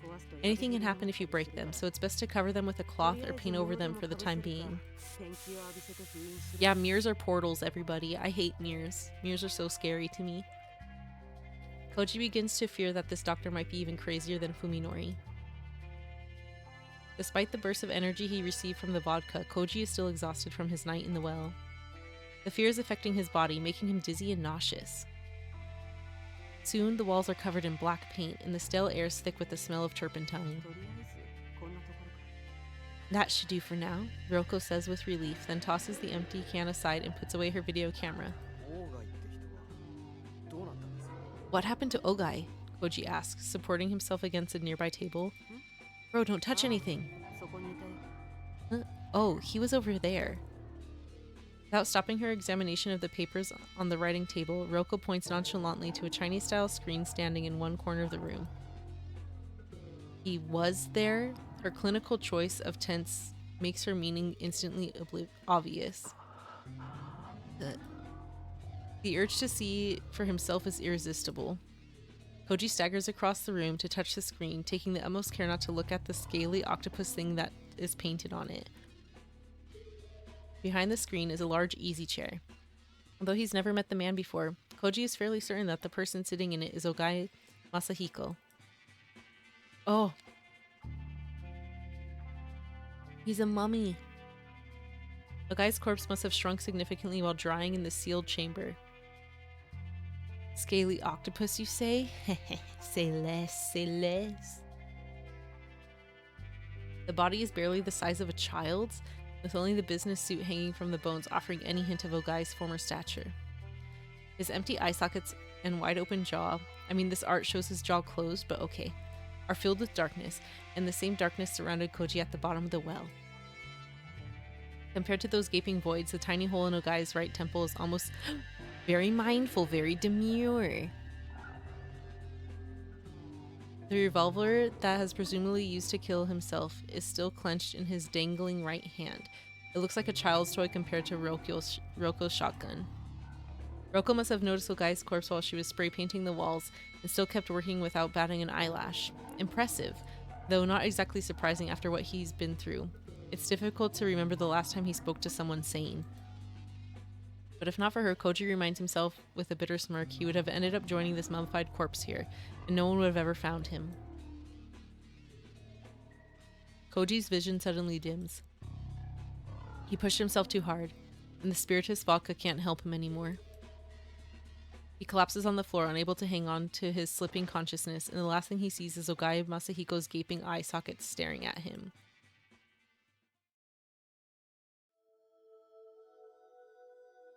When he wakes, Koji finds himself lying on something dry and soft. Bed is a bed, he thinks to himself, even one that smells of mold and dust, especially after sleeping in a cold mud all night. There are no lights hanging from the ceiling, but soft, warm light lamp fills the room. Simple furnishings, non-existent decor, Koji realizes that he's in Ogai's cabin, in the bedroom where he searched with Fuminori before Fuminori pushed him in the well. She's eating a sandwich! You awake? Roko is sitting in a chair against the wall, her expression blank as she studies a pile of documents on the table in front of her. Must have brought them from Ogai's underground lab. She turns a page and then takes a bite from the sandwich in her free hand. If you feel up to eating, there's food over there. Without looking up from the file, she gestures toward the convenience store bag sitting on the nightstand. How did I get here? Koji can't imagine that a woman, even a woman like Ryoko, could have climbed up the well with him on her back. There's a door behind one of the bookshelves down there, Ryoko mutters, taking care not to let the explanation interfere with her reading or eating.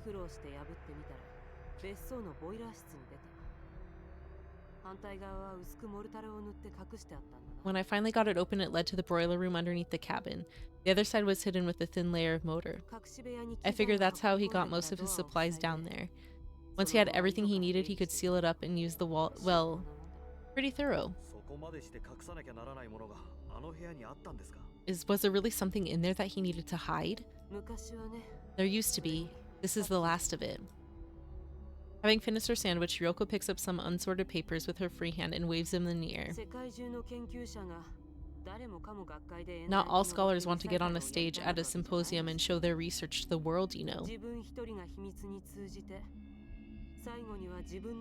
Some nutcases get their kicks by learning secrets no one else knows, and by being buried with those secrets hidden in tombs that no one will find. Koji still hasn't the slightest idea of what Ogai's secret might have been. From what Ryoko said in the tunnel, however, he can guess that Fuminori is somehow involved.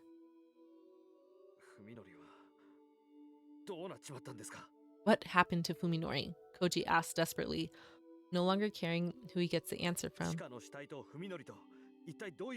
What does he have to do with that body down there? Just what are you after? That's what I'm trying to find out, Ryoko replies coldly, as though Koji's concerns are none of hers. 私が咲坂君から聞いたところによると、彼は王外の親族から調査を頼まれている。 Sakisaka told me he was acting on behalf of one of Ogai's relatives. それは俺も Yeah, he told me the same thing. ん Oh? そうか、一貫してるんだな。 Well, at least that's consistent. Ryoko pulls several sheets of loose leaf paper from a different file. だが王外に血縁者はいない。 The truth is that Ogai has no relatives. I thought that Sakisaka was simply lying. もう一つの可能性を考えるべきだった。 However, there is another possibility I should have considered. 王外の親族 He を might have been 名乗る tricked by 何者 someone claiming to そそ be のかされて Ogai's いたかもしれ family. ない。 Ryoko pauses and looks sidelong at Koji. サヤという名前に心当たりは？ Does the name Saya ring a bell? さや Uh-oh, she knows who Saya is? 誰なんですか？ Saya? No, who's that? さて誰なのか。 Who or what is the question. But the more I read, the less I わからな understand. くなっていく。 She sighs bitterly and then returns her attention to the papers in her hand. 間違いなく言えるのは、そいつが王外の研究の核にあるもの。 All I can say for sure is it appears to have been the focus of Ogai's research. もし咲坂君がこのサヤと呼ばれるものとすでに深く関わっているの If Sakisaka is involved with whatever this Saya is, then he's already past the point of no return. ということになる。 The icy certainty in Ryoko's voice sends a chill down Koji's spine. だとしたらどうするつもりなんです？ If so, then what will you do? He has to ask, even though he already knows the answer. さっきも言ったよね。1年前の私も手元に銃を持って It's like I said, Ryoko replies, smirking with the tension of Koji's voice. I had no idea how many times I wish I killed Ogai when I had the chance. もう二度と後悔するつもりは I な won't い。 make the same mistake twice. 俺が警察に行けば済むことです。 If I go to the police, it'll all be over. Ryoko doesn't respond, as though she didn't even hear what Koji just said. 文則がやったことは殺人未遂です。俺が訴えれば、あいつは Fuminori 犯 tried 罪 to 者 kill として me, and Koji continues persistently. If I report him, he'll be arrested, and 目撃者は物証は Ryoko cuts him off harshly. You have witnesses? Proof? What was Sakisaka's motive? なあトノ君。 You know, Tono, 君は you're completely 警察の仕事について misunderstanding what the police ひど do. く勘違いしている。彼らの職分は正義を貫くことでも Their job isn't to fight for justice or even keep people safe. そんな But what are you saying? 不条理な物事についてきちんと条理に沿った体裁を整える。 Finding reasonable explanations for unreasonable events. That is what the police are for. 彼らの思考はいつだってより理解 They し will やすい always 方 choose to believe the simplest, より most logical 説明しやすい explanation. 方にそれこそ水が低い方へ低い方へ Just like how water always flows downhill. 事実がどうあろうと彼ら They には aren't interested in the truth. They don't know or care that the truth is often stranger than fiction. そこまで決めつけることないでしょ They all can't all be like that. I won't know unless I try. そうわからないそこが問題だ Was she going in for the second sandwich? Exactly. Ryoko states as she pulls out another sandwich from the bag. That's the problem. She hasn't spared Koji a second glass since looking at him earlier. Even while taking her attention, is always focused on the papers in front of her. 君が錯乱した親友の手で井戸に落とされたと主張 Let's say you accuse your friend of pushing you into a well. すると In addition, your statement, the police will consider two alternative versions of the truth. Maybe you're making it all up to frame your friend? あるいはもっとシンプ Or ル even simpler, it was an 事故で accident. 井戸に落ちた You fell 人 into the が well by 錯乱 yourself, and the した shock made you 親友を疑って paranoid or delusional. この三案のどれかが操作 These してい three るレース possibilities will 勝ちを compete 競う to わ see which one comes out with the more convincing 勝ち馬 evidence. は誰にもわから No one ない knows which one will be the winner. こんな博打に君は寝台潰すまでかける気かい Are you willing to bet on everything you have on your truth? Koji has no response. Can he really explain with a cold, clear logic what drove Fuminori to do what he did?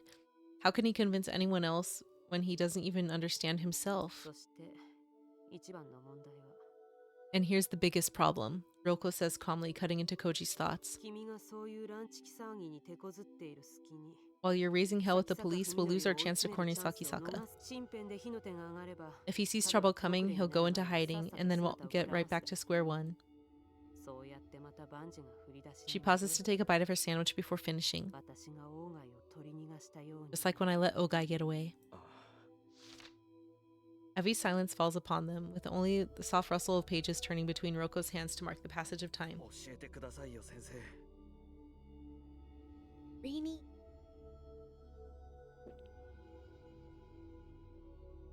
Please tell me, doctor, Koji says in a hushed voice breaking through the quiet. あなたが警察を差し置いてまで処刑しようなんて思うほど What crime is so unforgivable that you're determined to take justice into your own hands? What exactly did Ogai do in that room down there? Once again, Ryoko ignores Koji's question. This time, however, Koji doesn't back down. His silent glare demands her attention as she pores through the documents before her. After some time, Ryoko rearranges the papers in her hands and sets them aside as though have coming to a conclusion. She then turns her chair to face Koji for the first time since he awoke. Listen, Tono. Her hard stare belies the calmness of her voice. You need to get out of this while you still can. There are a lot of fine hot springs around here. Go relax. Don't return to Tokyo until you're ready to forget any of this ever happened. Forget? Koji feels anger rise within him. Omi was my girlfriend. Fuminori was my best friend. And you're telling me to forget about them? Yeah, forget about them, Ryoko replies, coolly rebuffing Koji's anger. This isn't a suggestion. It's a warning. Whatever they were to you, that's all over now. You'll never see them again. I guarantee it. Then what about Tsukuba? Koji shouts, unable to control himself. She begged me for help on the phone. Something terrible was happening to her. And how many hours ago was that?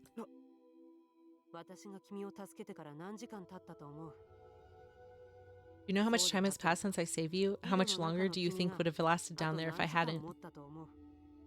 She shakes her head, then declares coldly, It's too late. She's already dead. Don't expect everyone to be as lucky as you. You're heartless. Koji growls, unable to suppress his anger. If you found me dead in that well, you wouldn't have thought anything of it, would you? I was prepared for that, of course, Ryoko says with a shrug, unfazed. I hardly expected to find you alive.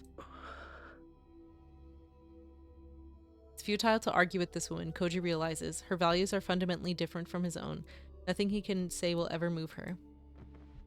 Koji gets out of bed and stands on shaky legs. How long have I been asleep?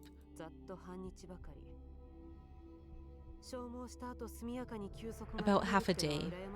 I envy your ability to recover so quickly. It's a privilege of youth, so enjoy it while it lasts. Koji looks at his watch and sees it's 4 in the morning, which means that it was already early evening when Ryoko rescued him. He can't believe that he survived that well for almost 2 days. Now that the gap of memory has been filled with the sense of time has returned, he realizes that it's already Sunday morning. Ryoko's right, a lot of time has passed since he spoke to Yo on the phone. Koji grabs a sports drink and 2 jelly packs from the bag of food that Ryoko brought and heads towards the door. His legs are still a little unsteady, but he can compensate that with sheer willpower. Just to make sure, mind to tell me where you're going? Tokyo. Koji replies brusquely. His tone as hard as hers. Tsukuba might still be alive. I'm going to save her. You just don't listen, do you? I'd say the same about you.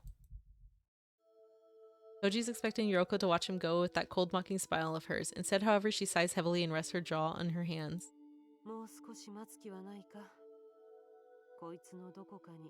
Can't you wait a little longer? Somewhere in here, she thrusts her chin at the mountain of papers on her.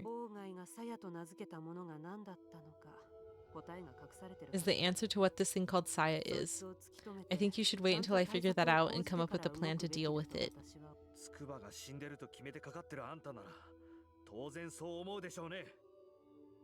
You would think that since you're already convinced that Tsukuba's dead.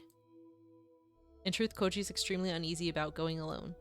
At the same time, however, he knows that he mustn't depend on Ryoko.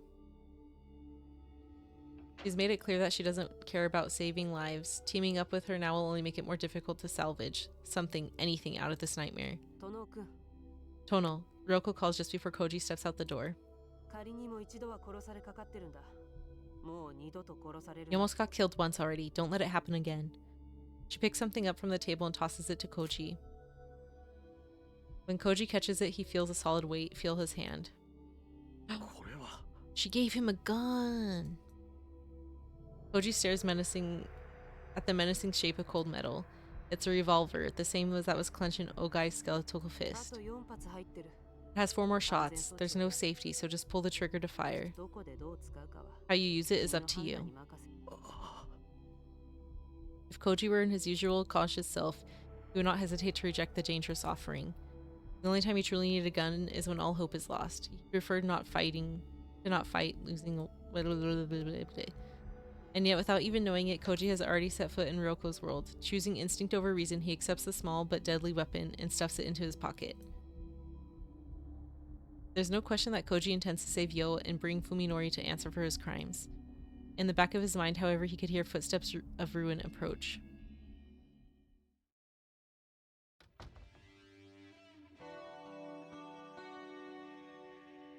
When he steps out of the cabin's front door, Koji shivers as the wind tears into his skin.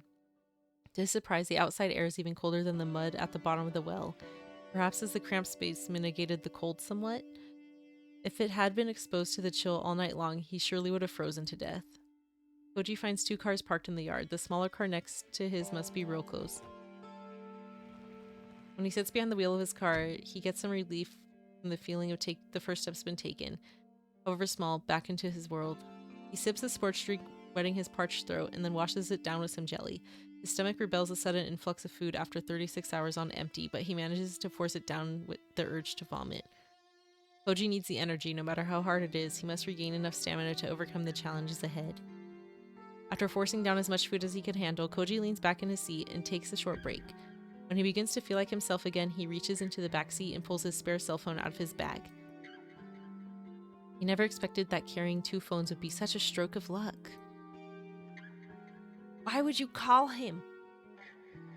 As he calls up Fuminori's phone number and prepares to hit send, Koji is overcome by a flood of emotion. Rage, despair, sorrow, pity, he is unable to decide what he feels towards his friend.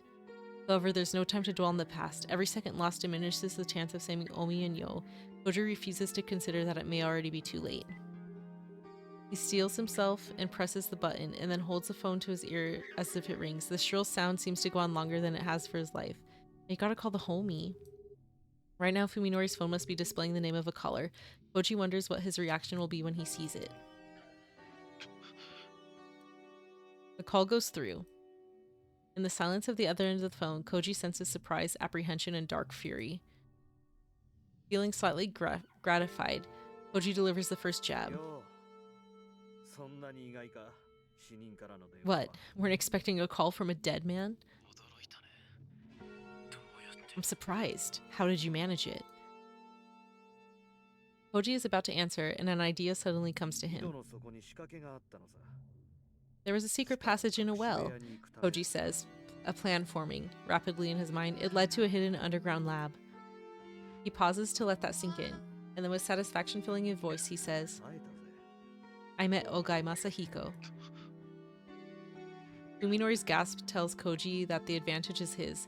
Keeping his voice bold, he decides to go further, exaggerate the 何も truth. かも分かった I know it all, everything about Saya. You're finished, Fuminori.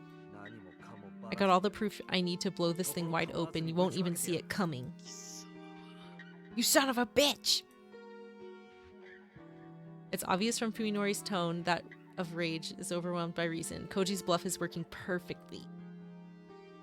His victory is tainted, however, as Fuminori's response to the name Saya brings a cry of anguish from the corner of his heart that still wants to believe his friend can be saved. 咲坂君がこのサヤと呼ばれるものとすでに深く関わる Masaki is involved with whatever Saya is. Ryoko's words play back in his head, sounding colder than before. 彼はもう引き返せないところまで And he's already past the point of no return. He mustn't allow emotion to sway him. 海のり近江と筑波はどこだ Where are Omi and Yo? Koji suddenly switches topics, trying to keep Fuminori off balance. It all comes down to this. 俺にだって情けは Depending on your answer, I might be willing to cut you a deal. お前がこれ以上誰も If you swear not to cause any more harm, I'll forget about what you did to me, and about what I found at the cabin. 俺だってこれ以上 I don't want anything more to do with you and Saya anyway. All I want is for Omi and Yo to be safe. Omi and Yo? Fuminori's voice trails off. He's obviously trying to decide how far Koji can be trusted and whether there's room for negotiation. Fuminori has been called out, and now it's time for him to show his hand. I honestly don't know anything about Omi. She never came by my house. Yo, on the other hand. Fuminori pauses and gives a knowing chuckle that sends chills up Koji's spine. Well, I wonder if she'll really want to leave. お前のところにいるんだな。 She's with you, isn't she? Koji's relieved to learn Yo's location and that she is at least still alive. At the same time, however, he remembers that horrifying phone call. It is clear now that Fuminori played some part in Yo's suffering. Had she already fallen into his trap back then? What has happened to her? How is she being treated? Her wish has finally come true, Fuminori says with venomous sarcasm. She's my property now. I guess you and Omi got what you wanted after all. Koji feels despair settle over his soul. How much lower will this man go? Must Fuminori seek out and destroy every memory of friendship they once shared? つくばを解放しろ。 Let Tsukuba go. 彼女の安 When I'm 全 sure を she's 確認 safe, I'll destroy everything I have on you and Saya. How can I trust you? First, I want you お to. 前に選択の余地を与えるつもりは I'm not giving you a choice here, Fuminori. Koji instinctively realizes that it's dangerous to push his bluff any further. 後でまた連絡する。それまでによく考えて I'll call again later. You have until then to make up your mind. He hangs up without waiting for a response. Fuminori doesn't know that Koji is still at the cabin and Koji. Right now, he's probably worrying about whether or not Koji will show up in 1 hour or a minute. Koji hopes that he'll be able to take advantage of Fuminori's confusion. 3 hours, that's how long it will take to race all the way back to Tokyo. Koji is afraid that his body won't carry him throughout such a long drive. His mind is clear, but his limbs are still half asleep. They're weighed down with lead.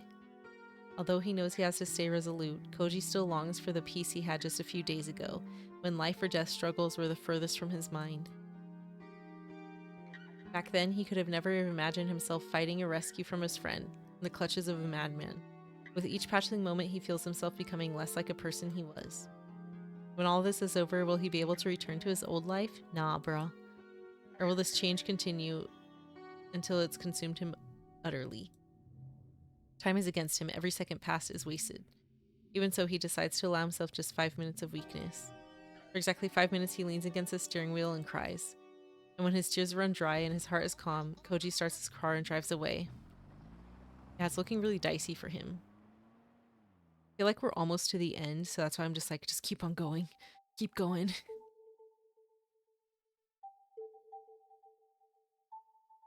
I stare at the silent phone in my hand.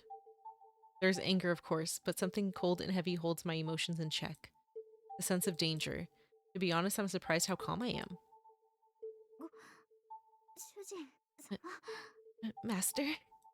Yo looks up at me apprehensively, her head between my thighs, as she was attending to me throughout the call. What?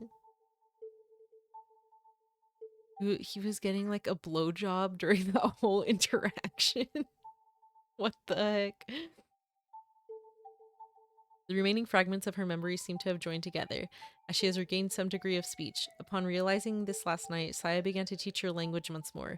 I assume she finds our pet's efforts amusing. 怒らないでりょう頑張るから Don't be mad. You'll try harder.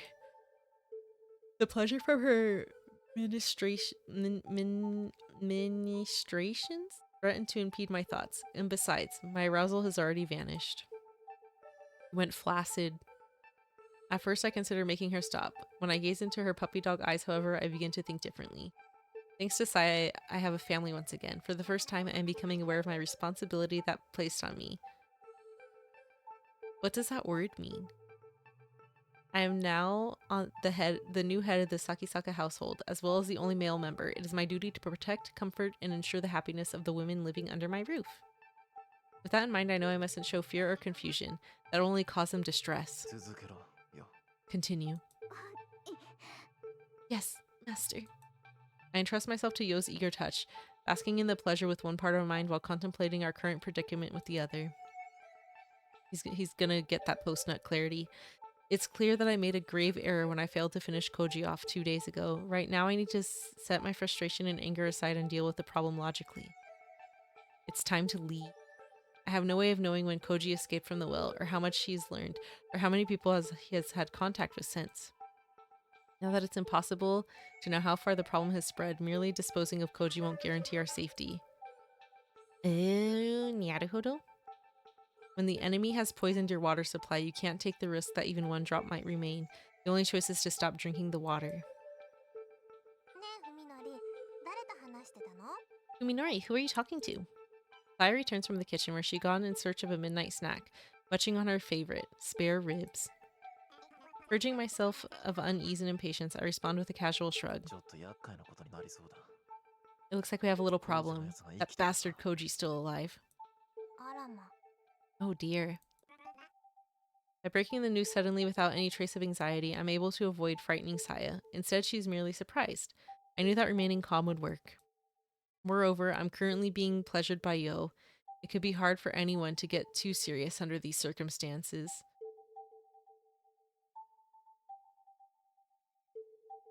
Yeah, she's munching on those ribs. Baby back, baby back, baby back ribs. 僕たちこの家を引き払った Saya, 方がいいか it も。 might be best if we leave this house. そうか。 Saya lowers her eyes and strokes her chin thoughtfully. まあ、 He is どっ really ちみち鈴 crazy. 見さんの一家が消えたのがバレれば、 This was bound to happen sooner or later. Even without Koji, it's only a matter of time before someone reports the Suzumi family missing. と思うよ。うん。 Yeah, Saya nods. I can tell that she's reluctant to leave, but at least there's no sadness in her expression. Everything will be fine. I will protect my life with Saya, just as I have up until now. I have that power. Knowing that we've overcome one problem fills me with new confidence. 大丈夫。 Now then, we better get ready. Okay. We can travel light and take the Suzumi family car. I better withdraw everything that's left in my bank account and carry it as cash. Also, I need a weapon, something more reliable than a butcher's knife. Koji will most likely follow. He thinks that Yo can be saved. However, I'm not abandoning this house just to run away. As long as Koji knows our location, we're stuck in the defensive. Leaving gives me the chance to regain the initiative and deal with him at a place of my choosing. Next time we meet, I'll kill him with my own two hands. I'll make sure to wring every last drop of life out of his body. I sure run to me as I anticipate the battle ahead, and my bloodlust burns like an orgasmic fire. No, that's just you coming, bro.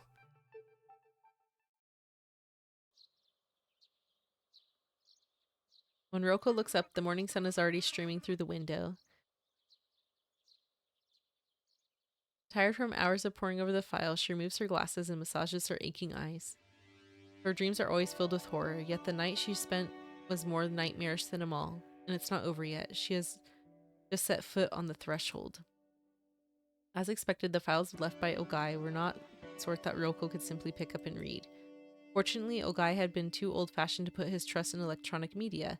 If he encrypted his files on a computer, she'd have find a hacker to decipher them. In fact, he had not employed any kind of code in his writing. That would have been too time-consuming by hand. The method of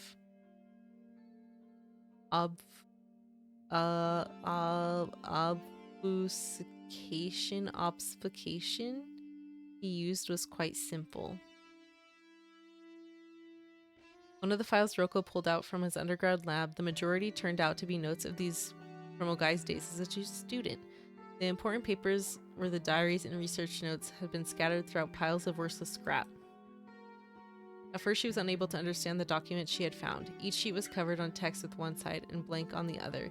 Each line was completely unrelated to the next, making it impossible to glean any meaning from as a whole. The trick revealed itself, however, when she was sorting out the pages that made no sense. She found that each line continued on the same line of a different page.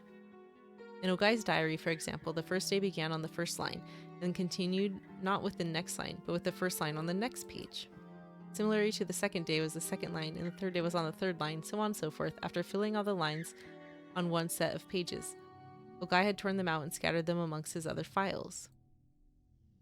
There was no regularity to how the pages were numbered, of course. Unable to locate any sort of key or legend, Ryoko had no choice but to figure out the page order manually.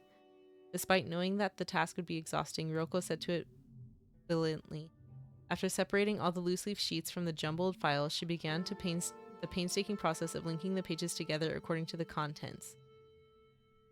She found that Ogai had dismantled and scattered his diary each time he completed a number of days equal to the lines on one page. They had done the same research notes every 30 pages or so.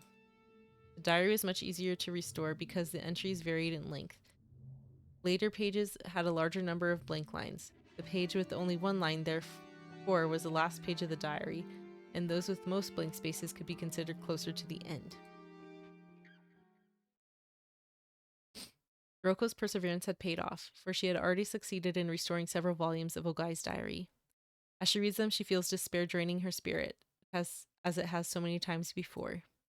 This cursed feeling of powerlessness that comes from knowing hidden truths, and those who have tasted it once shall be beaten down again and again until the day they die. All secrets are connected, after all. Once you've glimpsed into the tiniest fraction of the world's true face, you have no choice but to watch in horror as the veil rolls itself back inch by inch. All that remains is to wait for the day when insanity will crush your reason under its ever-mounting weight. I have succeeded with communicating with the organism. It shows enormous curiosity, and its intelligence is beyond doubt. See research notes for confirmed vocal patterns and body language. Its appetite for knowledge is insatiable, and its learning speed is off the charts. However, it exhibits absolutely no desire to be recognized as an individual. Its ego appears to be quite weak, suggesting its psyche wholly unlike of a human. The speed in which the organism's linguistic development is astounding. When I laughed at its mispronunciation, it immediately picked up the concept of puns. Ever since then, it has been employing an entire vocabulary in an attempt to find puns that will make me laugh. Perhaps in a few days in time, it will have learned enough language to communicate freely. The organism's command of spoken language is now sufficient to facilitate higher levels of discourse, but although it has regaled me with questions all day, it remains unable to answer any of mine. The reply suggests that it has gained awareness only after materializing in this universe. It has no knowledge of where it came from. While I am disappointed in the fact that it has reached this level of intelligence only 1 week after starting to think tells me that there is no end to what I can learn from it. Hypothesis. It is not a naturally occurring organism, but was created by an even more sophisticated sentient life form. This would explain why it has no ego yet possesses a hunger for knowledge. It might be some sort of reconnaissance drone that was sent here from another world. Oh my god, I'm so dumb.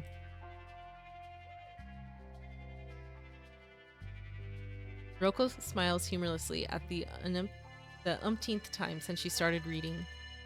How wonderful it would be if she could laugh the diary off as delusions of a madman or the work of a science fiction author. Alas, she knows far too much. When she thinks back to the many horrors that Ogai brought to her in life, the words before her take a chilling credibility. I have confirmed that the organism's brain power surpasses any human's. This morning, I taught it about prime numbers. After I explained the Lucas-Lehmer test for Mersenne primes, it immediately began to list examples that it had calculated in its head. I was only able to confirm by memory up to number 10, M89, but continued to list further examples without any trouble. I left it to its calculations. When I returned a few hours later, I had discovered that I had written down more than 70 of them. Computers all over the world are currently working on to calculate Mersenne primes. The last one I remember being found was the 39th, back in 2001. When I entered several of the results into my laptop and ran the Lucas-Lehmer test on them, I found that every one of them was correct. The same is no doubt for the rest. After all, the organism has never shown the pathological need for respect. That would lead it to lie about accomplishments. I see no reason of its veracity. If I could reveal to the world an expedient method for discovering Mersenne primes, the prize money would make me a billionaire. Of course, my current research is far more than the sum of any money. I must keep it secret. The organism's computational speed exceeds that of even the most super powerful computers. I can only conclude that its cognitive facilities are beyond anything humanity can imagine. At the organism's request, I have begun a new field of study. Despite its immeasurable aptitude for mathematics, it now desires to concentrate on sociology. and the natural sciences. Perhaps our math problems are simply too elementary for it. It has shown especially keen interest in the means by which organisms reproduce and multiply, as it possesses nothing that could be called emotion. I hesitate to use this description, but when it learned about DNA, it somehow seemed excited. The fact that the organism itself seemed surprised by its reaction. When it asked about the nature of the impulse, the organism decided to label it instinct. As if this description is indeed accurate, then it is extremely significant development. It would mean that there is a deeper level to the psyche than just the knowledge it has acquired since coming to this world. If I can use this discovery to trace its roots, I might be able to learn what it truly is. Note: candidates for the plane and world of the organism origin are discussed in my writings of the Silver Key, filed separately. I spent the whole day carrying books into this room. Apparently, the organism is no longer satisfied by the knowledge I am able to impart. It should come to no surprise considering its linguistic prowess, but the speed at which it consumes text is astounding. The diary continues for some time, chronicling the intimate relationship between Ogai and the organism. In the back of her mind, Roko imagines the old doctor climbing down the well in the middle of the night, hold congress with some inhuman creature in the bizarre laboratory. So they had relationships too. Organism asked about reproduction and multiplying, and he didn't even question it. Hi, I'm this weird being. How do you do this?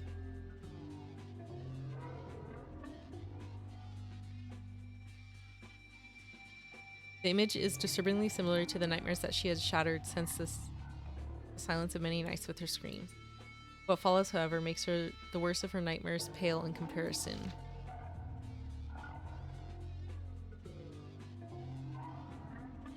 The organism has made a very strange request. This is the first time it has asked for anything other than food and reading materials. I can hardly believe it, but it wants to consume the sperm of living creatures. This is separate from the desire for food. Once again, it is describing the impulse as instinctive. Now that it has declared itself a life form that requires the seed of males, it has begun to identify itself as female.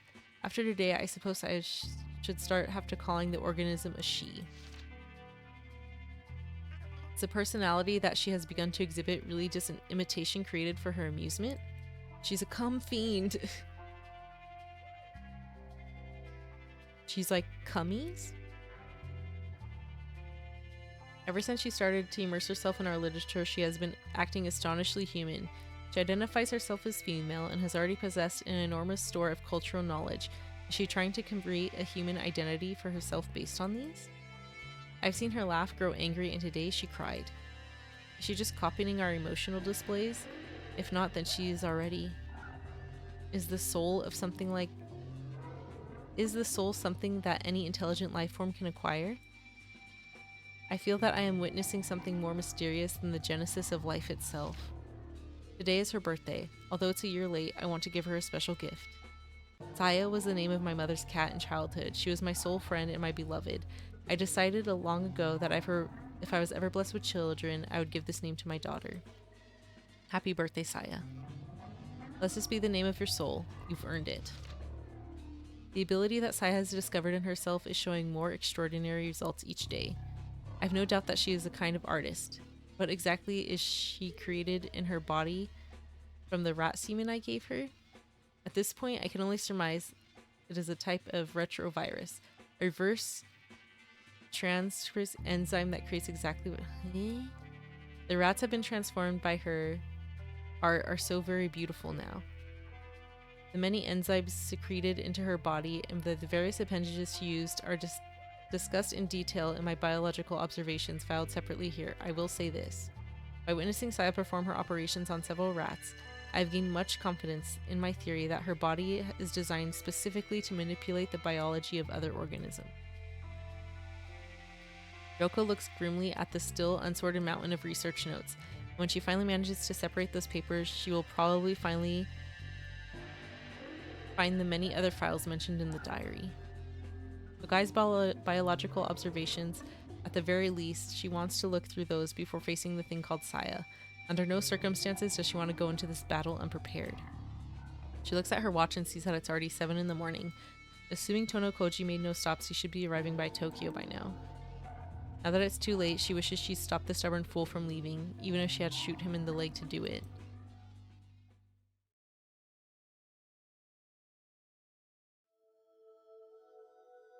I'm like, I know it's probably almost over because it's gonna just be the confrontation, but I really need to go to bed.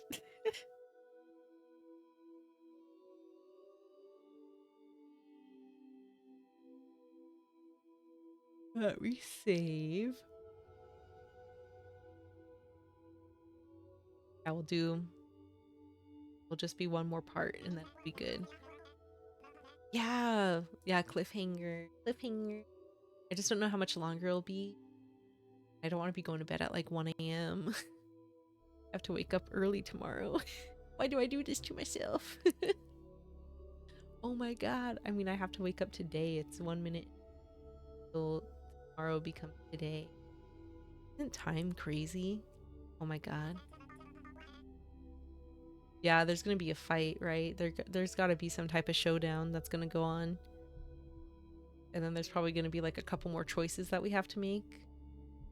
Because a visual novel with just one choice, it doesn't seem right, so probably gonna be more to that, but I'm gonna find somebody to raid. Thanks y'all for sticking around for such a long time while I played this. So interesting. I want to know what happens already. Maybe I'll finish it tomorrow. I wasn't gonna stream tomorrow night, but maybe I'll do like a short stream and we finish this and then I'll be like, damn, that shit was crazy. Thank you all for watching. Thanks for hearing. Oh my god, it's tomorrow. I'm here for the ride. Yeah, it's crazy. It's wild. It's such a crazy story. I'm enjoying it. Hopefully I don't get in trouble because of the boobies that flashed on the screen, but it's fine. I'm a small streamer. Twitch won't even know I'm here. I'm gonna find somebody to raid though, so I'll probably see you tomorrow. Everyone have a good night. Sleep well, sweet dreams. Bye.